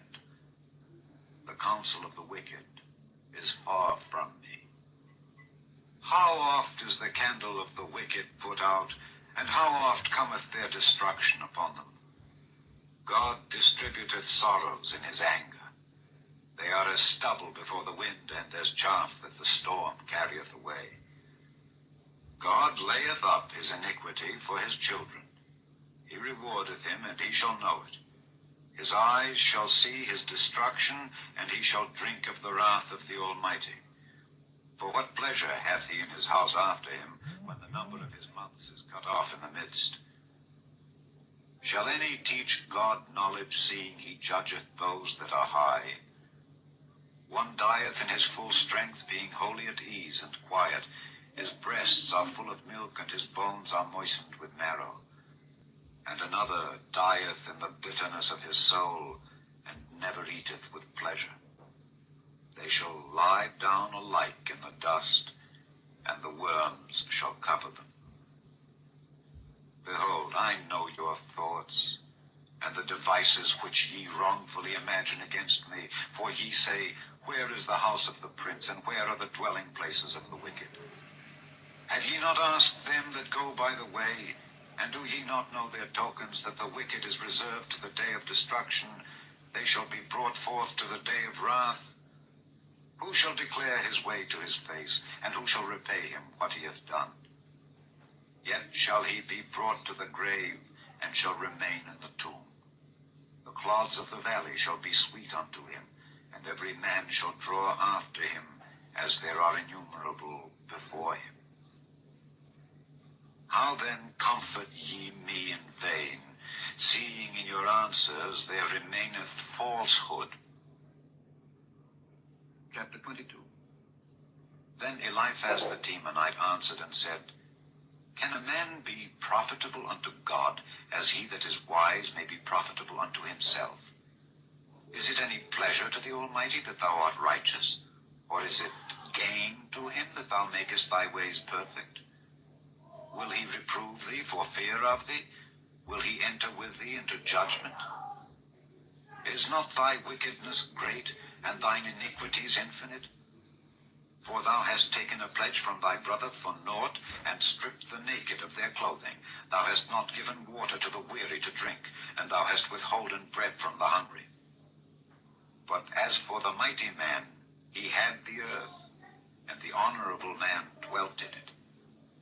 Thou hast sent widows away empty, and the arms of the fatherless have been broken. Therefore snares are round about thee, and sudden fear troubleth thee, or darkness that thou canst not see, and abundance of waters cover thee. Is not God in the height of heaven? And behold the height of the stars, how high they are. And thou sayest, How doth God know? Can he judge through the dark cloud? Thick clouds are a covering to him that he seeth not, and he walketh in the circuit of heaven. Hast thou marked the old way which wicked men have trodden, which were cut down out of time, whose foundation was overflown with a flood, which said unto God, Depart from us, and what can the Almighty do for them? Yet he filled their houses with good things. But the counsel of the wicked is far from me. The righteous see it and are glad, and the innocent laugh them to scorn. Whereas our substance is not cut down, but the remnant of them the fire consumeth. Acquaint now thyself with him, and be at peace. Thereby good shall come unto thee. Receive, I pray thee, the law from his mouth, and lay up his words in thine heart. If thou return to the Almighty, thou shalt be built up. Thou shalt put away iniquity far from thy tabernacles. Then shalt thou lay up gold as dust, and the gold of Ophir as the stones of the brooks. Yea, the Almighty shall be thy defense, and thou shalt have plenty of silver. For then shalt thou have thy delight in the Almighty, and shalt lift up thy face unto God. Thou shalt make thy prayer unto him, and he shall hear thee, and thou shalt pay thy vows. Thou shalt also decree a thing, and it shall be established unto thee, and the light shall shine upon thy ways. When men are cast down, then thou shalt say, There is lifting up, and he shall save the humble person. He shall deliver the island of the innocent, and it is delivered by the pureness of thine hands. Chapter 23. Then Job answered and said, Even today is my complaint bitter. My stroke is heavier than my groaning. Oh, that I knew where I might find him, that I might come even to his seat. I would order my cause before him and fill my mouth with arguments. I would know the words which he would answer me and understand what he would say unto me. Will he plead against me with his great power? No, but he would put strength in me. There the righteous might dispute with him. So should I be delivered forever from my judge. Behold, I go forward, but he is not there, and backward, but I cannot perceive him. On the left hand where he doth work, but I cannot behold him. He hideth himself on the right hand, that I cannot see him. But he knoweth the way that I take. When he hath tried me, I shall come forth as gold. My foot hath held his steps. His way have I kept, and not declined. Neither have I gone back from the commandment of his lips. I have esteemed the words of his mouth more than my necessary food. But he is in one mind, and who can turn him? And what his soul desireth, even that he doeth. For he performeth the thing that is appointed for me, and many such things are with him. Therefore am I troubled at his presence. When I consider, I am afraid. God maketh my heart soft, and the Almighty troubleth me, because I was not cut off before the darkness, neither hath he covered the darkness from my face. Chapter 54. Why, seeing times are not hidden from the Almighty, do they that know him not see his days? Some remove the landmarks, they violently take away flocks and feed thereof. They drive away the ass of the fatherless, they take the widow's ox for a pledge. They turn the needy out of the way, the poor of the earth hide themselves together. Behold, as wild asses in the desert, go they forth to their work, rising betimes for a prey. The wilderness yieldeth food for them and for their children. They reap every one his corn in the field, and they gather the vintage of the wicked. They cause the naked to lodge without clothing, that they have no covering in the cold. They are wet with the showers of the mountains, and embrace the rock for want of a shelter. They pluck the fatherless from the breast, and take a pledge of the poor. They cause them to go naked without clothing, and they take away the sheaf from the hungry, which make oil within their walls, and tread their winepresses, and suffer thirst. Men groan from out of the city, and the soul of the wounded crieth out, yet God layeth not folly to them. They are of those that rebel against the light. They know not the ways thereof, nor abide in the paths thereof. The murderer rising with the light killeth the poor and needy, and in the night is as a thief. The eye also of the adulterer waiteth for the twilight, saying, no eye shall see me. Disguiseth his face. In the dark they dig through houses which they had marked for themselves in the daytime. They know not the light, for the morning is to them even as the shadow of death. If one know them, they are in the terrors of the shadow of death. He is swift as the waters. Their portion is cursed in the earth. He beholdeth not the way of the vineyards. Drought and heat consume the snow waters, so doth the grave those which have sinned. The womb shall forget him, the worm shall feed sweetly on him. He shall be no more remembered, and wickedness shall be broken as a tree. He evil entreateth the barren that beareth not, and doeth not good to the widow. He draweth also the mighty with his power. He riseth up, and no man is sure of life. Though it be given him to be in safety, whereon he resteth, yet his eyes are upon their ways. They are exalted for a little while, but are gone and brought low. They are taken out of the way as all other, and cut off as the tops of the ears of corn. And if it be not so now, who will make me a liar, and make my speech nothing worth? Chapter 25. Then answered Bildad the Shuhite, and said, Dominion and fear are with him. He maketh peace in his high places. Is there any number of his armies? And upon whom doth not his light arise? How then can man be justified with God, or how can he be clean that is born of a woman? Behold, even to the moon, and it shineth not, yea, the stars are not pure in his sight. How much less man that is a worm, and the Son of Man which is a worm? Chapter 26. But Job answered and said, How hast thou helped him that is without power? How savest thou the arm that hath no strength? How hast thou counseled him that hath no wisdom? And how hast thou plentifully declared the thing as it is? To whom hast thou uttered words, and whose spirit came from thee? Dead things are formed from under the waters, and the inhabitants thereof. Hell is naked before him, and destruction hath no covering. He stretcheth out the north over the empty place, and hangeth the earth upon nothing. He bindeth up the waters in his thick clouds, and the cloud is not rent under them. He holdeth back the face of his throne, and spreadeth his cloud upon it. He hath compassed the waters with bounds, until the day and night come to an end. The pillars of heaven tremble, and are astonished at his reproof. He divideth the sea with his power, and by his understanding he smiteth through the proud. By his spirit he hath garnished the heavens. His hand hath formed the crooked serpent. Lo, these are parts of his ways, but how little a portion is heard of him.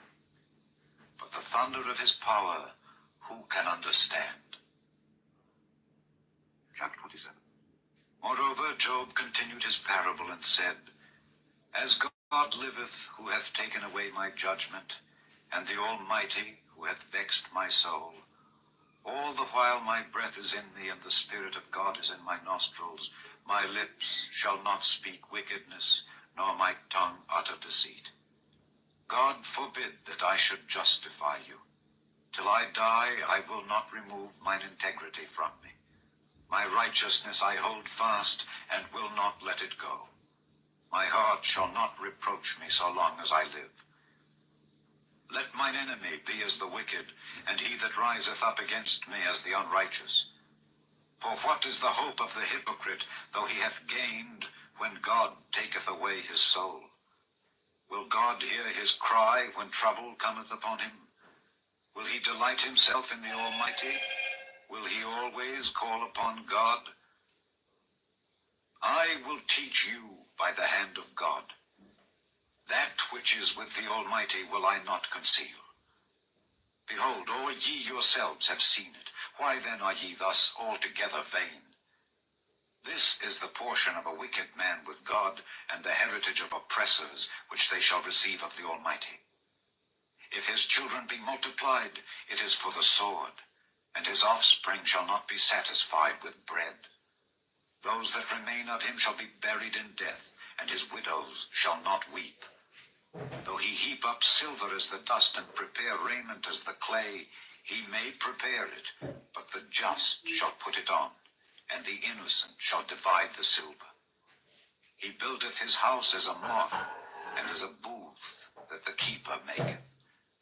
The rich man shall lie down, but he shall not be gathered. He openeth his eyes, and he is not.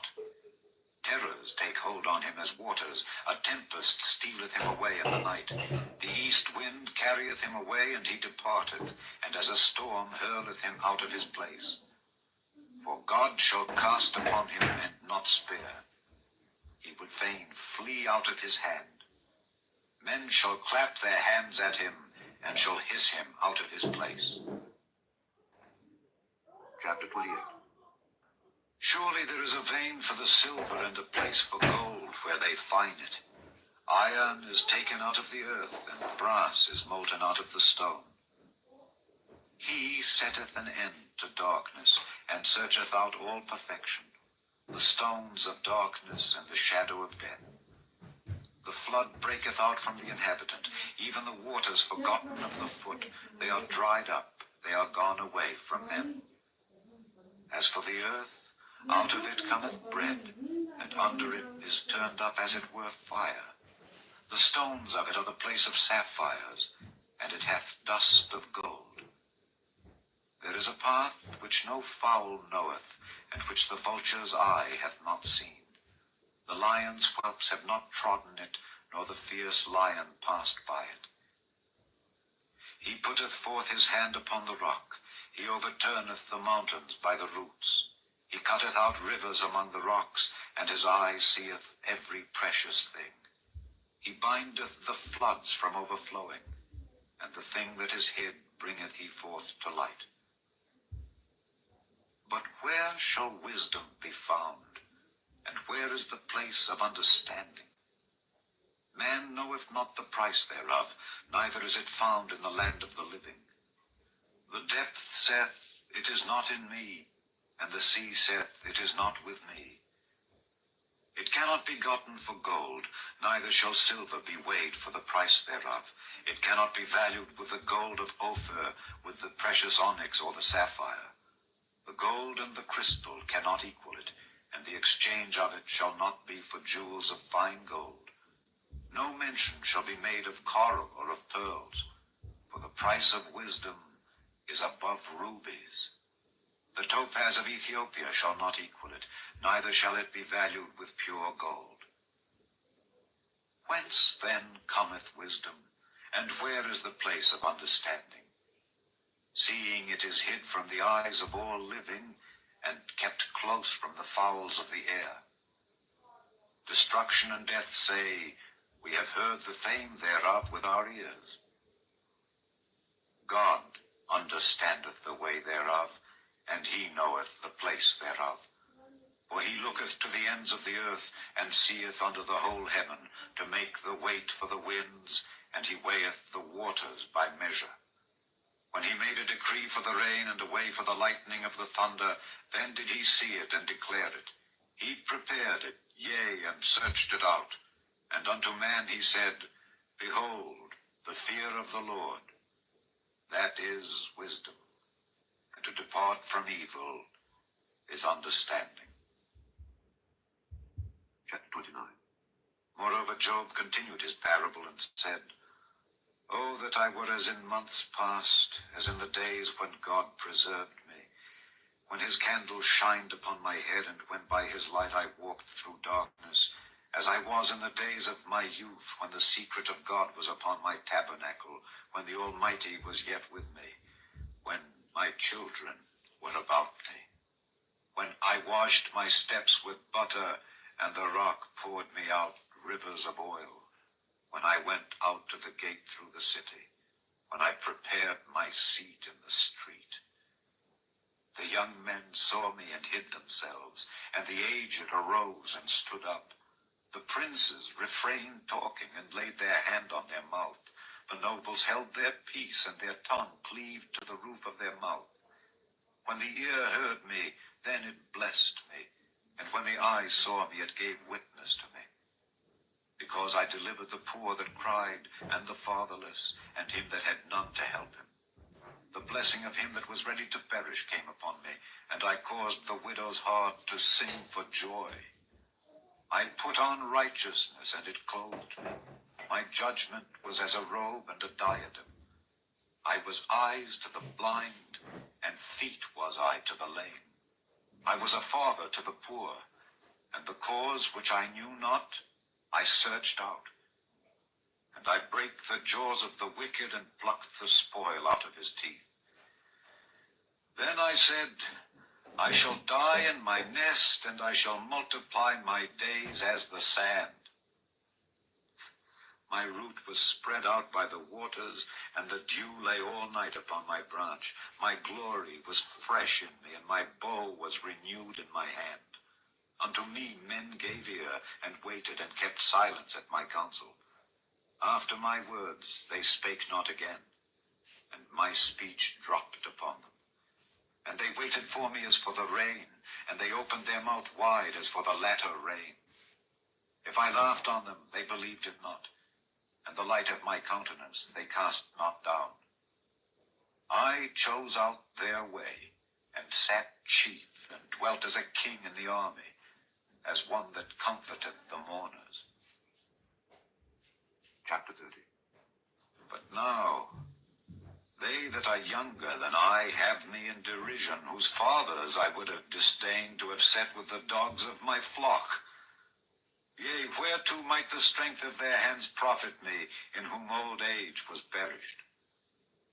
For want and famine they were solitary, fleeing into the wilderness in former time desolate and waste, who cut up mallows by the bushes and juniper roots for their meat. They were driven forth from among men. They cried after them as after a thief, to dwell in the cliffs of the valleys, in caves of the earth, and in the rocks. Among the bushes they brayed, under the nettles they were gathered together. They were children of fools, yea, children of base men. They were viler than the earth. And now am I their song.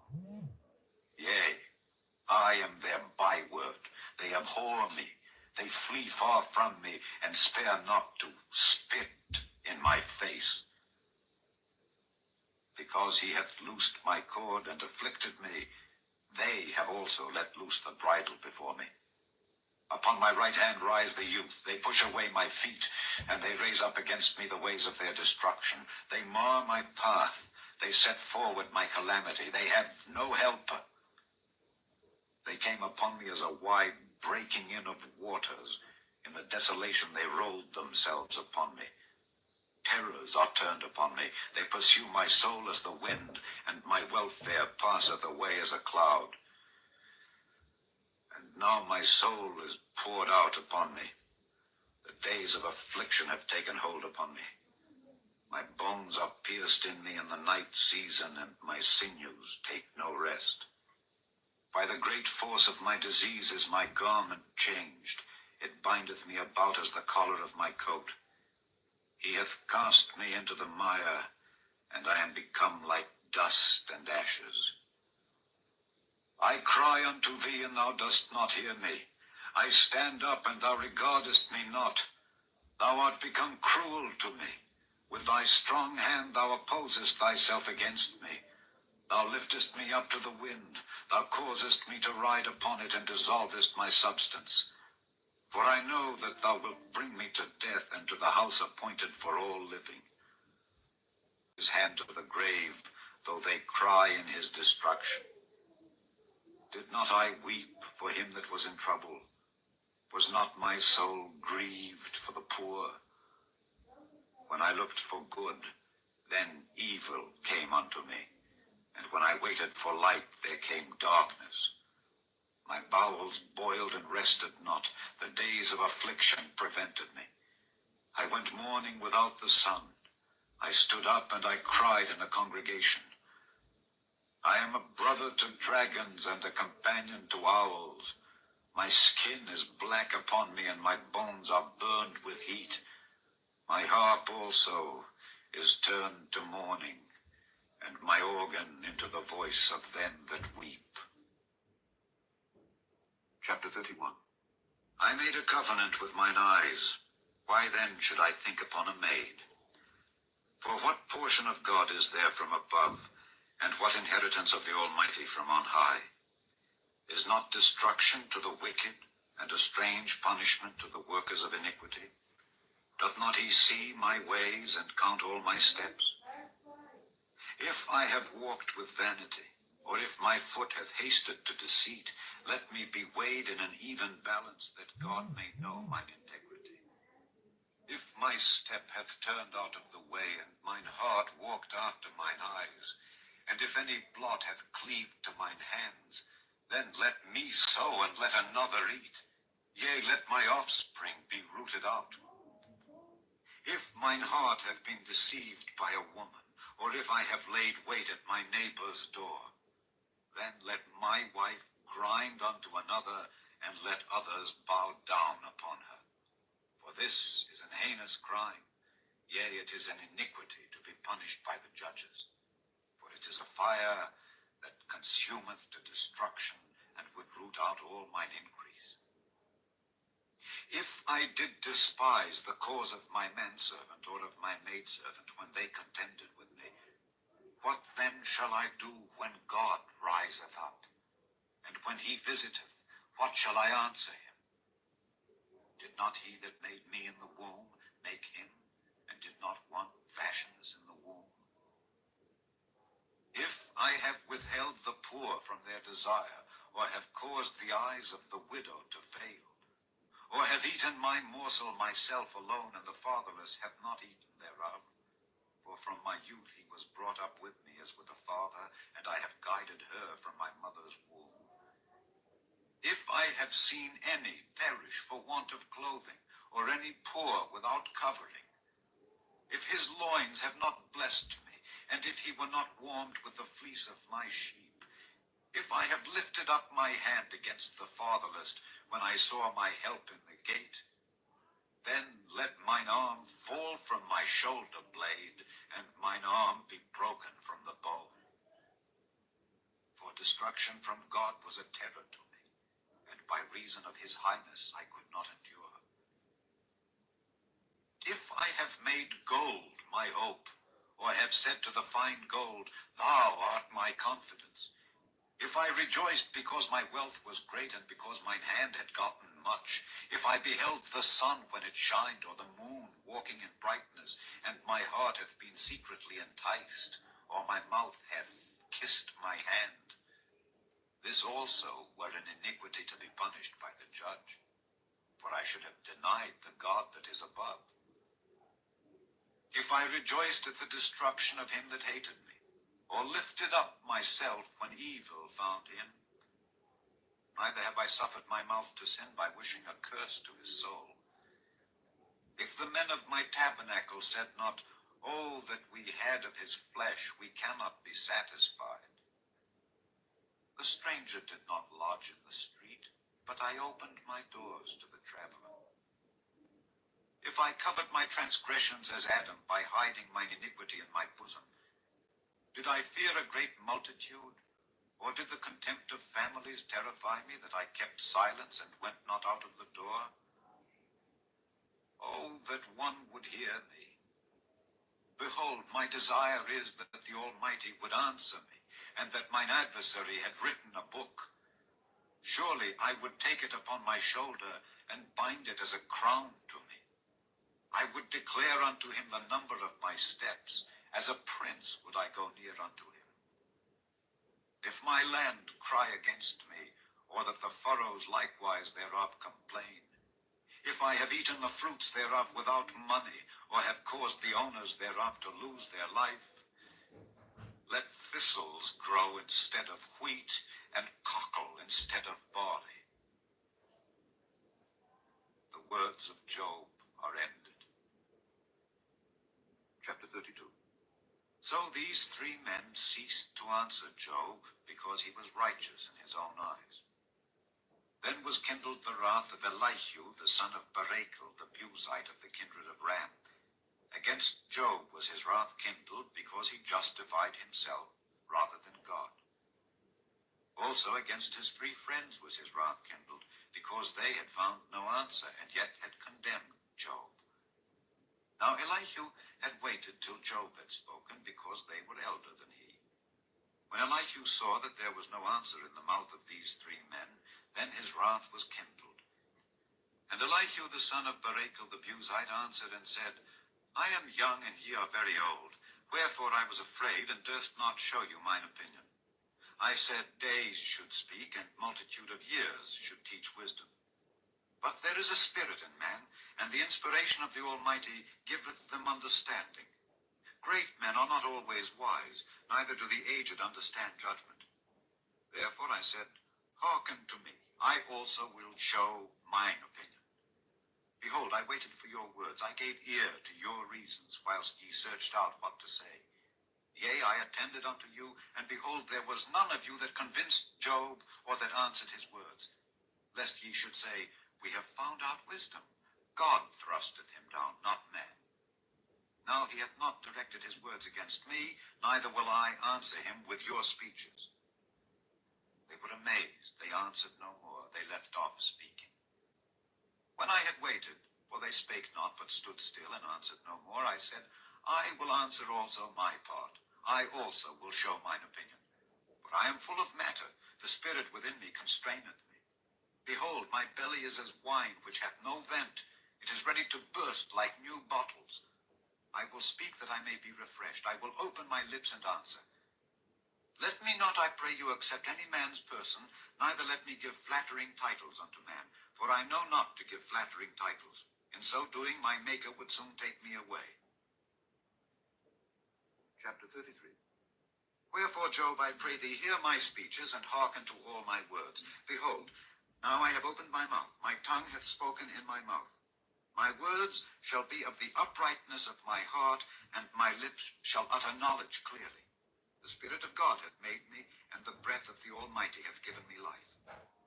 If thou canst answer me, set thy words in order before me. Stand up.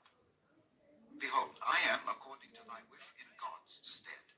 I also am formed out of the clay. Behold, my terror shall not make thee afraid, neither shall my